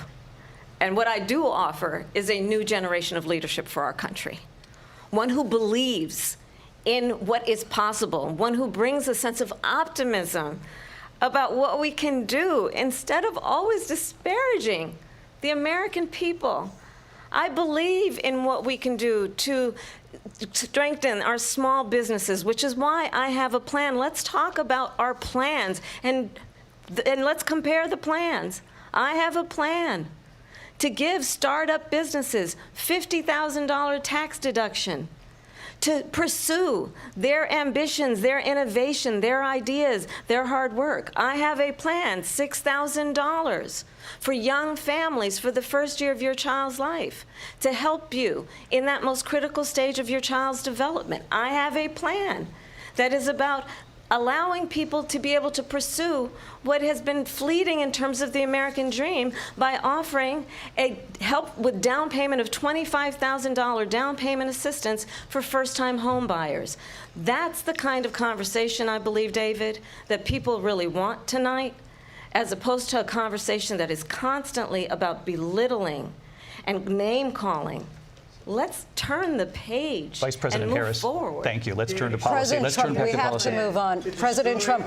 Let's turn to policy, She has please. a plan to defund the police. She has a plan to confiscate everybody's gun. President Trump, she we has do a have to plan move to on to not other allow issues. fracking in Pennsylvania or anywhere else. Okay. That's what her President. plan is until just recently. I just need Lindsay, to go ahead. respond President because Trump- no, the President former Trump- president has said No, I'm something sorry. twice that I need to No, respond to. I'm sorry. We're I just going need to to move on, respond Vice one President time Harris. to what he has President said Trump, this multiple is times. now your Yes. third time running for president. You have long vowed to repeal and replace the Affordable Care Act, also known as Obamacare. You have failed to accomplish that. You now say you're going to keep Obamacare, quote, unless we can do something much better. Correct. Last month, you said, quote, we're working on it. So tonight, 9 years after you first started running, do you have a plan, and can you tell us what it is? Obamacare was lousy health care, always was. It's not very good today. And what I said, that if we come up with something, and we are working on things, we're going to do it and we're going to replace it. But remember this, I inherited Obamacare because Democrats wouldn't change it. They wouldn't vote for it.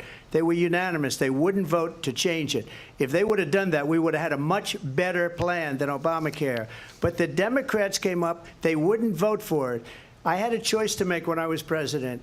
Do I save it and make it as good as it can be, never going to be great, or do I let it rot? And I felt I had an obligation, even though politically it would have been good to just let it rot and let it go away. I decided, and I told my people, the top people, and they're very good people. I have a lot of good people in that administration.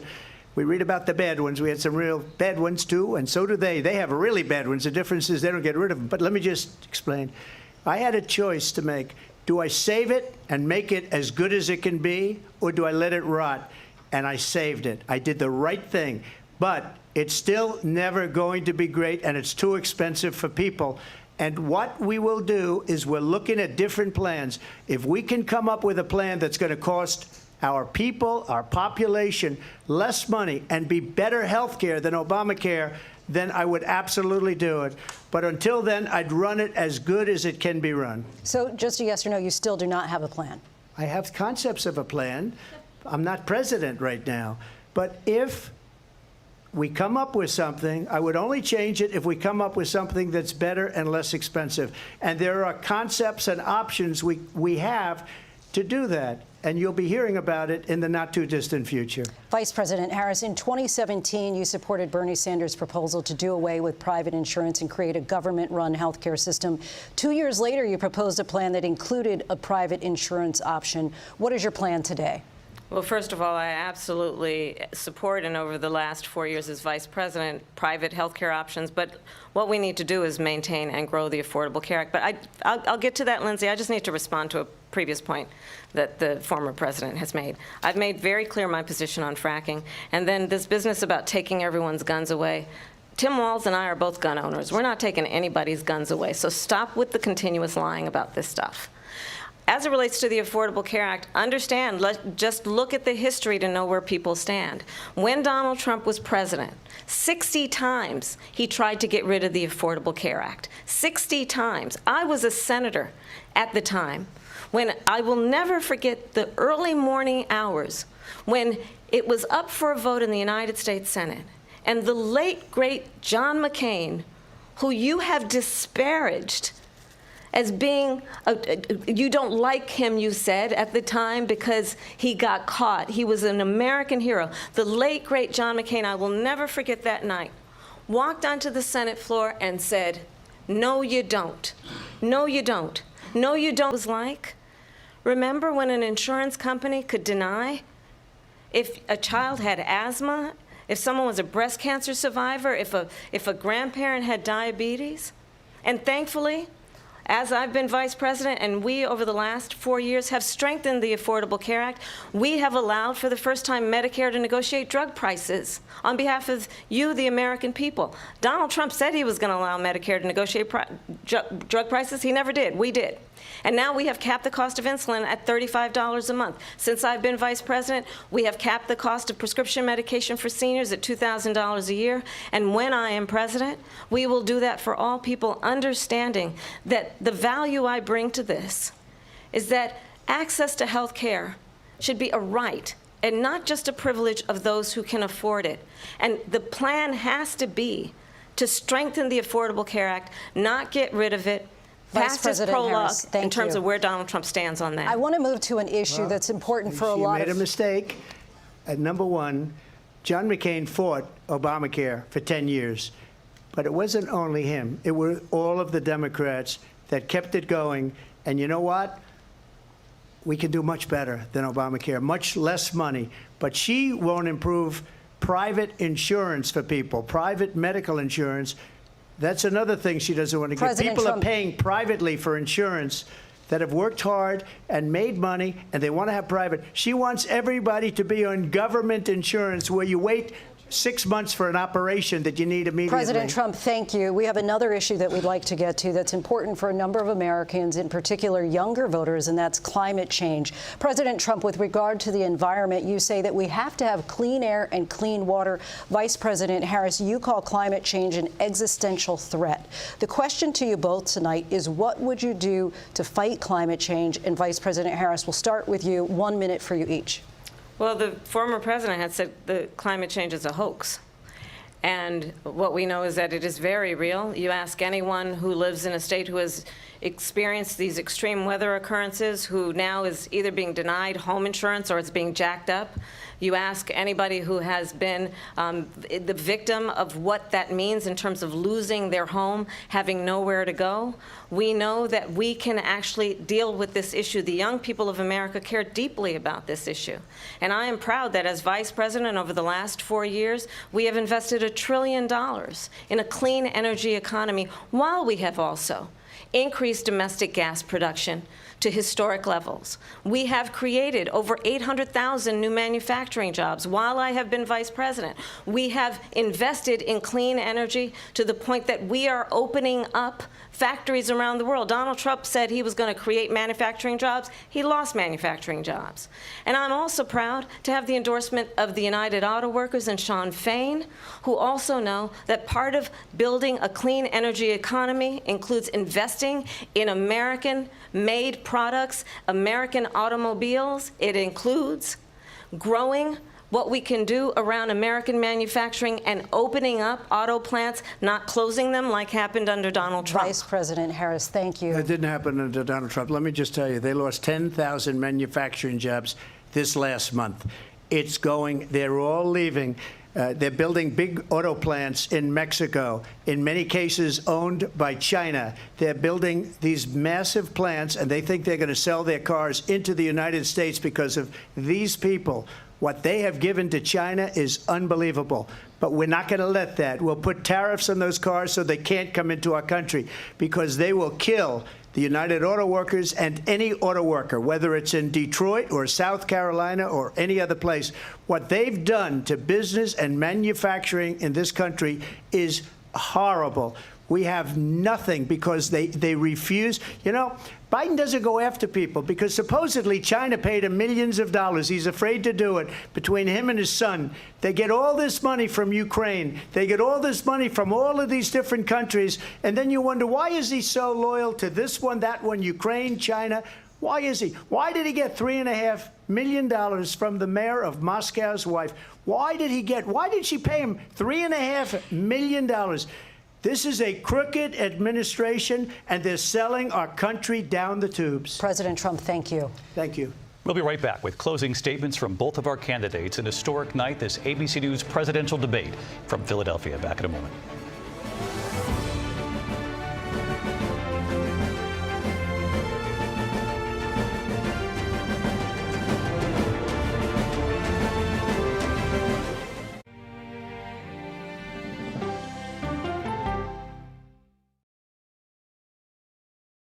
One, two, three. Let's get a closer look. Here we go. Is it true? Oh my God. I'm over here still typing in the chat like it's not a commercial. All right, so where we gonna go with this one? I'm gonna be honest. Hold on. The moderators are extremely biased. I think that the moderators are biased. They check certain things that Trump said. I think it's disgusting that they're still allowing this Charlottesville situation to continue. Those journalists, they know damn well that how Kamala presented that information was not how it came across. I used to hate Trump for saying that there were good people on both sides. it didn't happen like that. And then I was very upset when I went back and looked at the full video and found out that he was not talking about that as far as the white supremacy group and the Black Lives Matter group that were going back and forth. He was saying that there's good people on both sides of the argument as far as whether to keep the statues, because that's what Charlottesville was all about. People tend to forget what Charlottesville was all about. It was about the decision to tear down certain statues or to keep them up. And he was saying that there were good people on both sides of the argument. Oh, you said, am I standing while I pod? Yeah, I'm standing, baby. I'm here, baby. Come on now. I said, you want to know what? Well, I'll tell you why I'm standing. I didn't get as much of a workout as I wanted to today. So I said, moving the chair. I'm standing while I'm podding. But yeah, it is what it is. This is a very, what we're seeing is that people that want to root for Kamala or want to root against Trump, I'm sure I'm looking at it and seeing that they can pick and choose certain things to justify that she's doing well, especially because the bar is so low because of how Biden did. But when you actually ask, like, okay, what are you going to do? What are you going to implement? On one side, she says that, hey, I'm not like Biden. I'm clearly not like Biden. Okay, well, what are you standing on? What are the things that you're standing on that you've done well? She downplayed. I'm very upset that the moderators didn't challenge her on the border, as far as her being the border czar, as far as, you know, her being responsible for a lot of these border issues. I also think Trump should have pressed her on more than that. But if she's just going to answer the way she's going to answer, it is what it is. There's just been a lot of instances where I'm just seeing that where people will be able to say, oh, Kamala said that. Kamala said this. It's and you know what else I noticed, that they talked about the things. I didn't like how they presented the question. I thought it was okay when they presented it, but I realized that when they talked about all the things that she flip-flopped on, they said it all in one little instance. So it seemed as if it was just one thing rather than, oh, she flip-flopped on fracking. She flip-flopped on decriminalizing the border. And then they didn't call her out. So they called Trump out and fact-checked him for one thing. But Kamala never, she said in 2020, she made it clear that she would not end fracking. That's wrong. She said in a vice presidential debate that Joe Biden wouldn't end fracking before that vice presidential debate, she was saying that she would end fracking. So then she just assured the people that that Joe Biden would end fracking. So she never made it clear where she stands on it, but now she's trying to act like she did then. So there's a lot of stuff that I think the moderators could have called her out and pressed her on certain things, like they tried to do the little slick stuff with Trump. And like where he was finishing up his statement and they say, oh, yeah, I just want to be clear that the mayor or the city clerk or the city manager said that didn't happen. Of course, the city manager is going to say that that's not happening. But are you also going to acknowledge the people that came out in the city meeting and said that a lot of the migrants are cutting the heads off of ducks in the park and then walking, like we're going to act like that didn't happen? So it just is what it is. It's expected. It's expected. Trump got to deal with it. He know what comes from it. Or comes with it. It is what it is.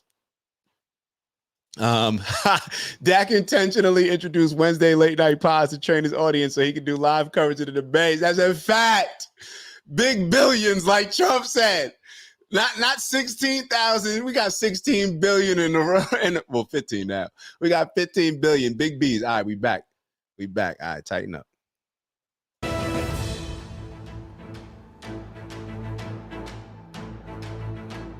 Welcome back tonight. The time has come for closing statements, and Vice President Harris, we begin with you. So I think you've heard tonight two very different visions for our country. One that is focused on the future, and the other that is focused on the past, and an attempt to take us backward. But we're not going back. And I do believe that the American people know we all have so much more in common than what separates us. And we can. Trump, thank you. And that is our ABC News presidential debate from here in Philadelphia at the National Constitution Center. I'm Lindsay Davis. And I'm David Muir. Thank you for watching here in the U.S. and all over the world, and from all of us here at ABC News. Good night.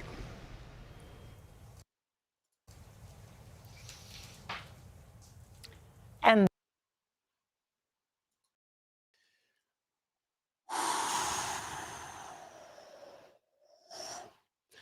what y'all think, man? What y'all think?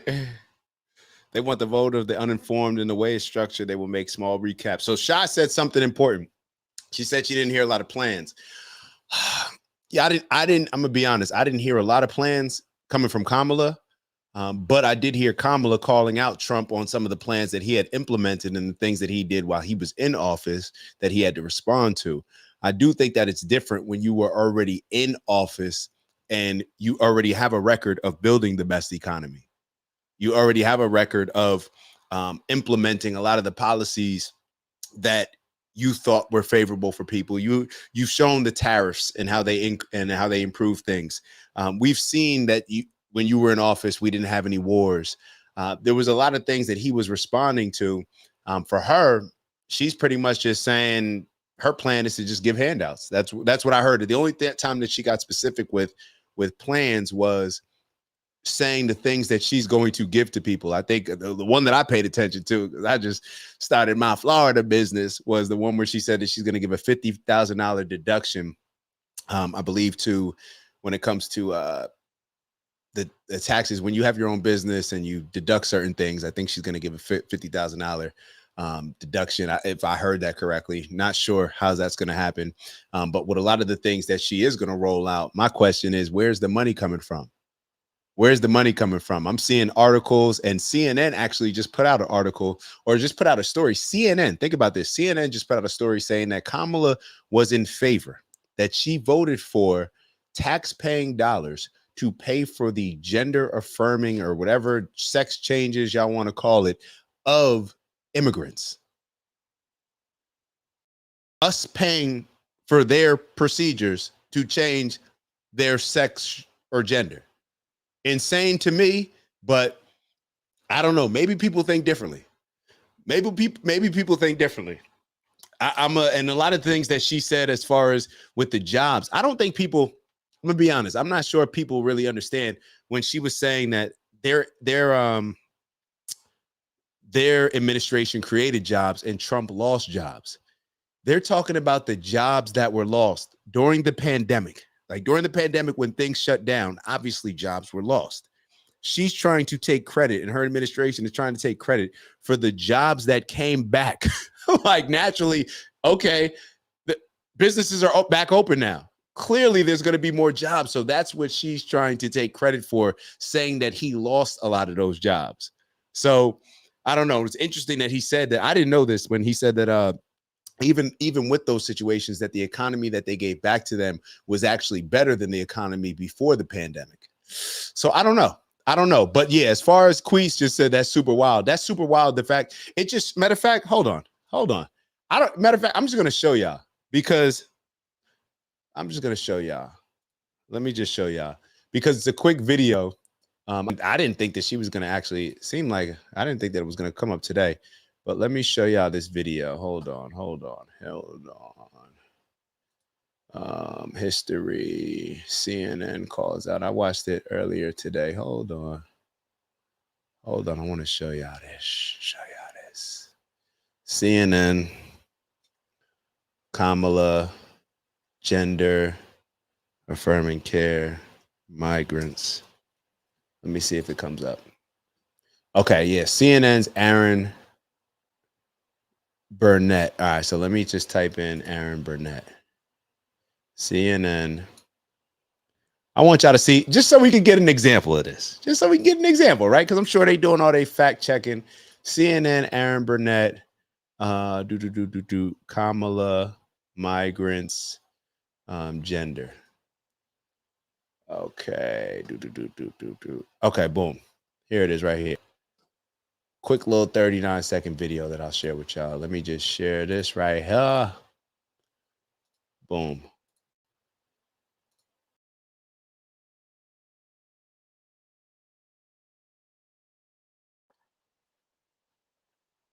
Gender transition surgeries for detained migrants. She also said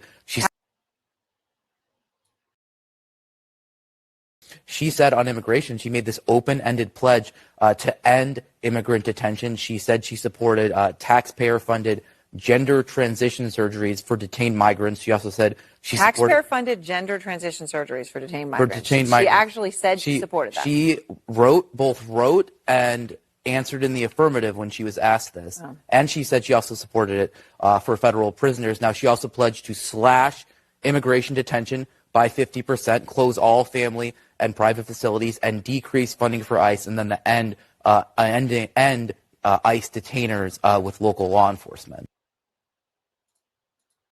Look, let's just look at the screen, man. And you heard Aaron be a little bit surprised on that. Pledge to end immigrant detention, taxpayer-funded gender care and transition surgeries for detained migrants. The fact that we would be paying, hold on, I think we're missing the point here. The fact that taxpayers have to pay for Americans to have gender care and transition surgeries is wild. Why am I paying for you to have a gender transition surgery? You don't pay for my surgery if I break my arm or something like I don't understand. Taxpayer funded gender care and transition surgeries for detained migrants. So people that, unless I'm missing it, does detained mean locked up in jail or in prison or in a detention facility, whatever it is? Why would that even come up? That goes to a bigger question, in my opinion. It goes to their overall agenda. This overall agenda, this LGBTQ, it's really just a T agenda, but they lump everybody else in. But this transition, transgender agenda that they are trying to push in this country, I don't understand it. This Democratic Party will try to get votes by any means necessary. If they need to migrate, if they need to bring people in from other countries, they'll do it. If they need to tell people to change their sex and all this gender and all this other stuff, they'll do it. This is wild. How you could, and it's just, this is more from a moral standpoint, how I could support someone that would make sense. Like, this is when I question the people that are in power. Are they just messing with us? Are they just doing certain things that to see how much they can get away with? Like, that's damn near what I'm thinking. But then every time they do something more and more to make me think like, well, damn, they're doing even more. Taxpayer funded gender care and transition surgeries. Pretty wild to me. Pretty wild to me. I don't know. But how do y'all feel? Let write in the chat real quick. You think Trump won? You think Kamala won? You think she held her own? What are y'all thinking? What are y'all thinking? Guy, yo, appreciate you. You need more people pulling up on Twitch. Big, yo, appreciate that. Yo, one thing that I will tell you is that the growth on this channel has been super organic, slow maybe compared to a lot of other people. We don't cover certain topics that are just going to get views or have certain stances just that are popular, that are going to win people over and get them in tune. We have a lot of hard conversations, and some of the takes are harsh. Just because they're real. So I appreciate you saying that, but we're good, man. I'm telling you, like, and I hate to say we're good. Let me rephrase that. I'm ecstatic about the people that tap in to have these conversations. And I get so excited when somebody like you, because this isn't your first time that you tapped in and uncompetitive. So I get really excited about that, because we're having like such, the quality of the conversation is so dope. And I think these are the conversations that are going to move the needle, open up our minds and to different perspectives so that we can grow. I would love, we are growing. We are growing. I'm going to be consistent. I'll make sure that I am consistent when it comes to posting, when it comes to doing the shows. I'm not stopping. I'm not stopping. So the conversations are going to be had. We're going to grow regardless. We're knocking down the door. It is what it is. So I just get really excited when people join on. So how is TikTok treating me? I haven't been as involved on TikTok. Baywa, OG Baywa, she handles most of the TikTok stuff. Most of the stuff that I'm on is more like the Instagram stuff and then the YouTube. And I mostly do my page on Instagram and then like a lot of the YouTube, but she does a lot of that stuff. Bad. I'm trying to give y'all the recordings, man. I'll be totally honest. This is the fourth thing that I've recorded today. 3 shows. This is the 3rd show. And another one was actually a cooking show. So this is the 3rd one of today. But how y'all feeling enough about me, you heard? All right, Trump won, but Kamala did far better than I expected. I think that's a fair response. And I think this is exactly what I kind of talked to my mom about this earlier today, where I was like, the bar is so low for Kamala. Like, Kamala could go up there and just not have, she didn't really have to say anything. I'm gonna tell you exactly what it is. It's the power. Hold on.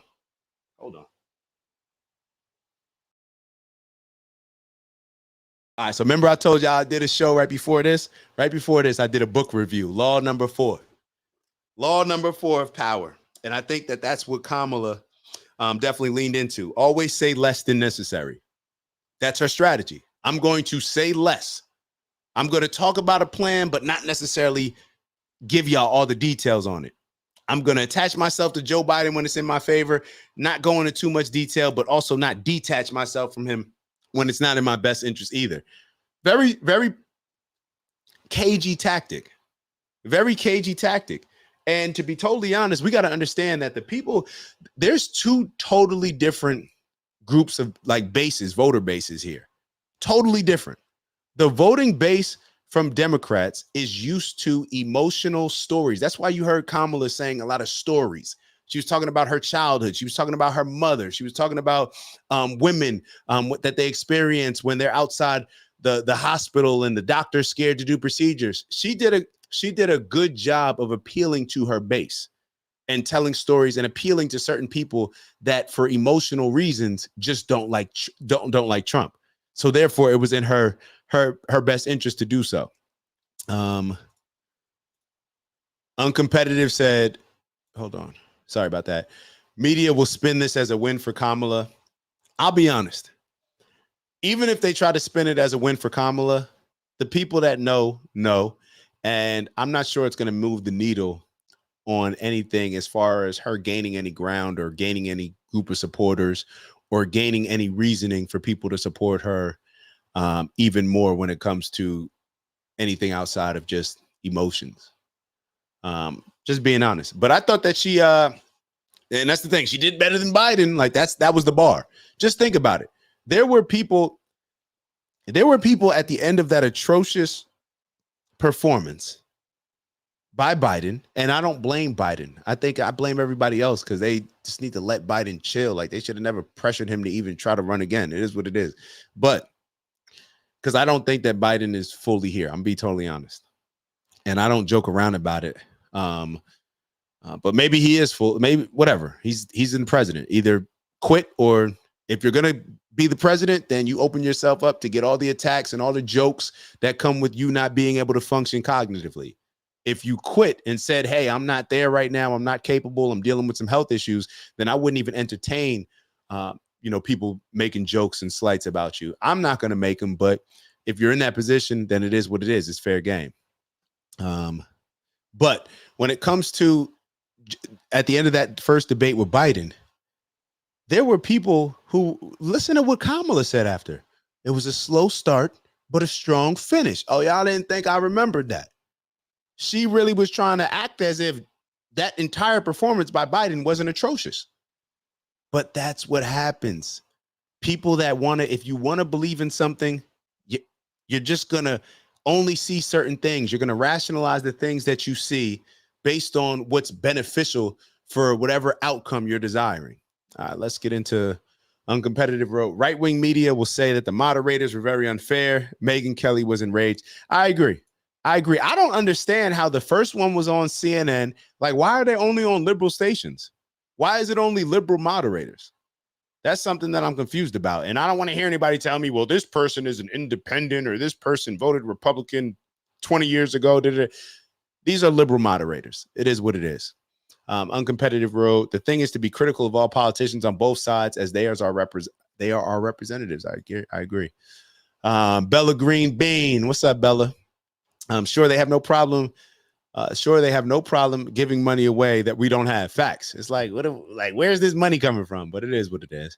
Insane in the membrane. I love the part, Guy wrote, I love the part when she was like, I have a plan for small businesses, and he rolls his eyes, and she can't attack him on it because he's the actual guy.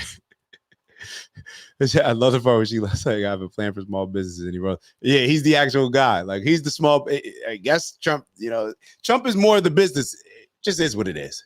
It just is what it is. Guy wrote, how are we going to have Trump as the poster child for success in America for decades? then try to say he's bad for America. The math ain't mathing on that. You know what Donald? So I just heard this, and maybe I should Google it. I'm gonna share the screen real quick because I heard that in a letter that that Barack Obama wrote. Y'all know I just be listening to stuff. He said that Donald Trump was the American dream. This may have been when he was in college or early in his professional career. Hold on. Hold on. Matter of fact, my bad. Y'all know I got the Chat GPT. Let me go to Chat GPT real quick. Chat GPT. Hold on. Let me share the screen. Let me share the screen so y'all can see it. Screen, window, Chat GPT. Is this it? Is that it? Yeah, that's Chat GPT. All right. Y'all gonna be looking at my old chats. Hold on. My old questions. Hold on, y'all cheating. Y'all looking at how I be writing some of my YouTube descriptions. Yeah, I go to Chat GPT sometimes, but sometimes I write them myself too. I'll be looking at clear this out. How do we clear this out? I don't want y'all looking at all the things I be Chat GPT and whatever. Did Barack Obama refer to Donald Trump Donald Trump as the American dream? Let's see. Hold on. Let's see. Dang, they know Barack Obama. This is the famous moment done in 2001. All right, so they're saying he didn't. They're saying he did it. Hold on. Well, not in a speech. It's in a letter. Hold on. Barack Obama. Hold on. Let me Google it. Let's see if Google says anything different. If so, I'm going to have to do my research because I'm 0-1 right now. Did Barack Obama refer to Donald Trump as the American dream? Somebody just said this the other day. Hold on. That's saying Obama. Oh, now they saying it's misquoted. Hold up. USA Today. An Obama Law School essay. Hold on. See, that's why I look it up. An Obama Law makes only brief reference to Trump. The claim Barack Obama said that a few presidents had. The American dream is to be Donald Trump, a graphic image claiming the quote, the former president reached out. Similar claims are circulated, claiming that Obama did during his time referred to Trump as an example of the American dream. Analysis. There's no evidence that Obama said that line exactly. Hold on. There's no evidence that Obama said that line exactly, though the former president did make reference to his successor in an unpublished essay he co-authored while at Harvard Law School. Hold on.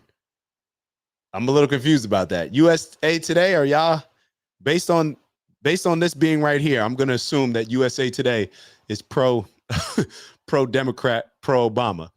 There is no evidence that Obama said that line exactly, though the former president did make reference to his successor in an unpublished essay he co-authored while at Harvard Law School. Well, why don't y'all tell us what the line was? Come on, man. I'm 1-1. I'm 1-1. I'm giving myself 1-1 on that one because they playing games when it comes to that. They're playing games. Let me catch up with the chat. Hold on. Haha, sorry, I'm writing a novel here. Nah, it's all good. It's all good, bro. It's all good. Nah. Don't shut up and listen. Hey, guy, let me get you very familiar with this show. We don't do the whole shut up and listen. I'm having a conversation with y'all. That's how it has to be. I am in no moral or any other authoritative position to speak on these things, with any more weight than y'all. So that's just what we do here. We invite these combos. I think they gave Biden the special juice at the State of the Union address, and then water when he debated Trump as they wanted him out. Yo, that's a fact. Yo, they ain't giving. Where was that like Mike? Where was that Mike's special juice? In Space Jam when he needed it the most. They try to set my boy up. They try to set Biden up. I tell you what, I've been liking Biden more and more because I just feel like they tried to play Biden. And I don't like that. I felt like they used Biden to just make sure that RFK Jr. and anybody else would not be able to compete against whoever, Gavin Newsom, Kamala, whoever was going to be running in an open primary. So they pushed Biden along, having him looking crazy, falling down, eating ice cream crazy, all types of stuff that they had him doing.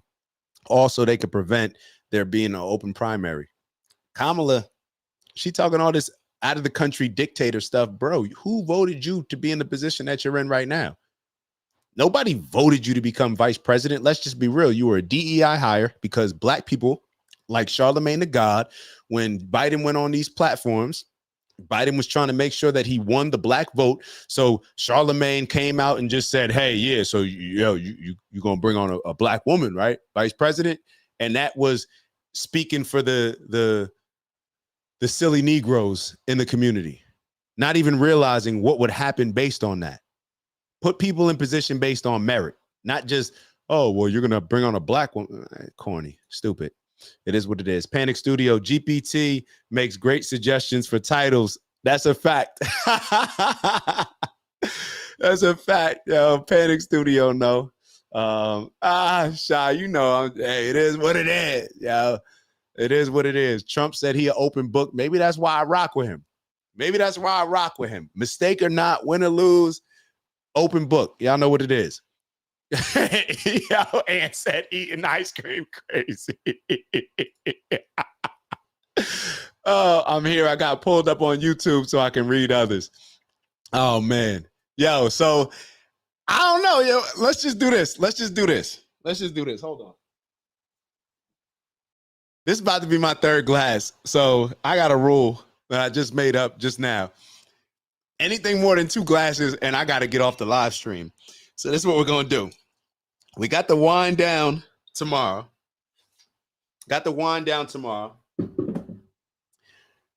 Tomorrow night, 9 p.m., we're going to review all of this. We're going to review the reviews and the reactions as well. And but I appreciate y'all tapping in. Like, I love this.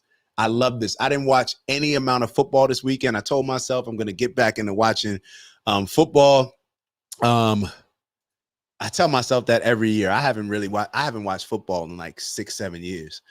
But I told myself I'm going to get back into it because I like the excitement that people have when like football's on, whether it's college football or the NFL on Sundays. I want to be a part of it. So this is just my sport, yo. I love it. Yo, y'all ever seen Paid in Full? Matter of fact, hold up. We're going to finish it off with this. Please hold on. Oh, make sure that you're liking. Make sure that you like. So while y'all are liking, I'm going to bring up a video. I need y'all. Please stay on. Please don't get off. Please, I'm asking. Please don't get off. I need y'all to see this. Hold on. Mitch, Paid in Full. I love the game. Yeah. Oh. All right. We're going to finish off on this note. Hold on. Here we go. Yo, this is how I feel about this politics stuff, yo. I'm honest. I'm going to tell y'all why. Politics has a hand in everything. It has a hand in everything. Oh, and Shy wrote, why'd I stop watching football? I initially stopped because how they was playing with my boy Cat. I ain't like that. But then I'm going to be totally honest. And let me be clear. I never watched football. Even when I was playing it, I never watched it.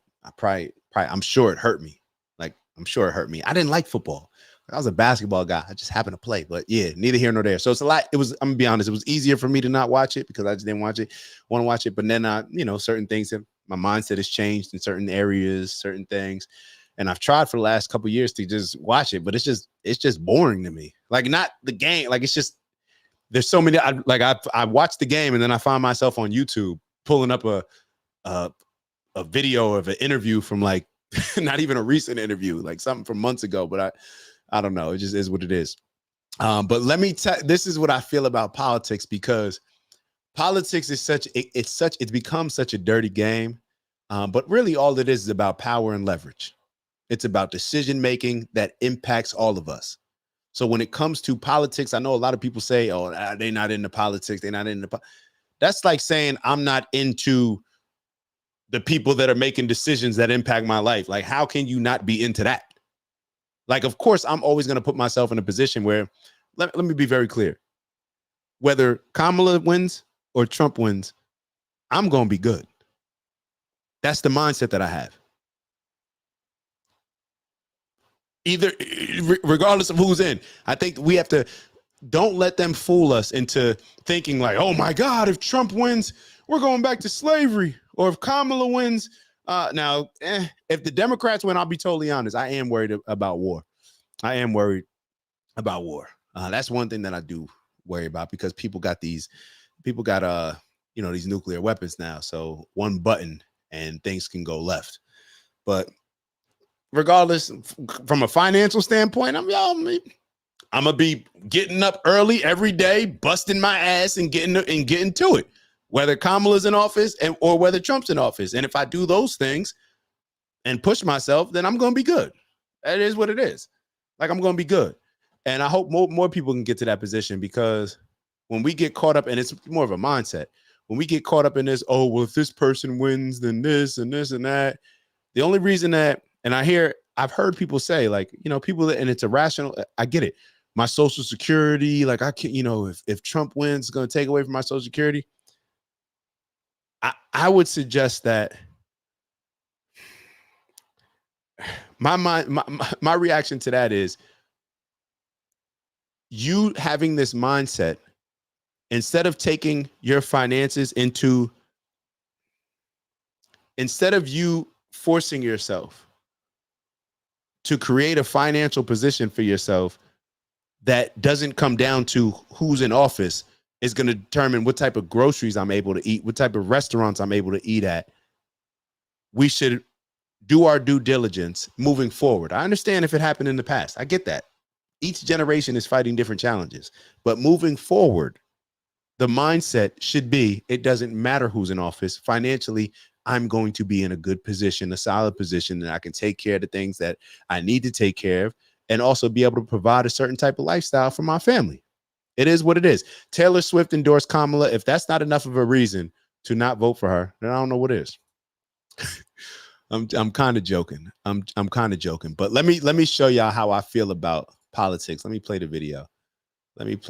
This is how I feel, man, when I wake up and I hear this stuff. A nigga like me, man. A nigga like me, man. I love the game. I love the hustle, man.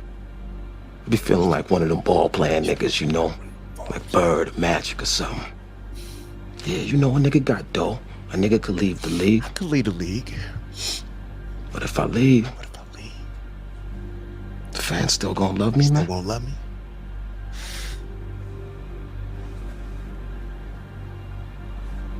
I get love out here in Harlem, man. I get love out here on YouTube. Stop playing. And Twitch now. You heard? Even if it's only, what is it? 10, we got 11,000 people in the building. Even if it's only 11,000 people, stop playing, man. I get love. Coke on these streets, man. Hash, weed, heroin. All right. That's where it ends. We're going to leave it right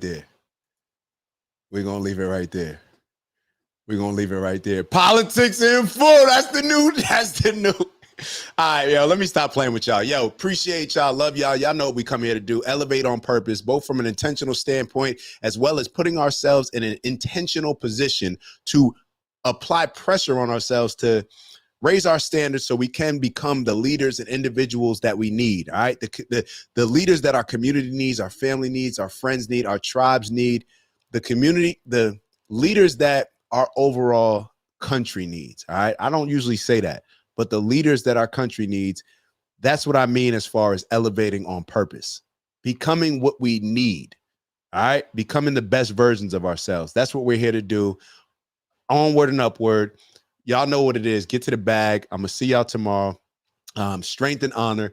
But when we talk about getting to that bag, we're working at it every week. You decide what's in that bag. For me, what's in my bag: peace, love, happiness, and of course, the health, of course, the wealth. And we don't move without integrity. So with that, please make sure that you're also, if you thought it was a dope stream, uncompetitive, I appreciate that. Trust me, I appreciate it. Try to tap in with us as much as you can. That's all I'm going to ask. Just try to tap in with us as much as you can. And if you know of anybody else that you think would be interested in, cool, send it to them. But if you don't, then that's cool as well. I'm ecstatic with just us being here. So that's how we'll grow. With that, I'll see y'all soon. Ew. Cheers.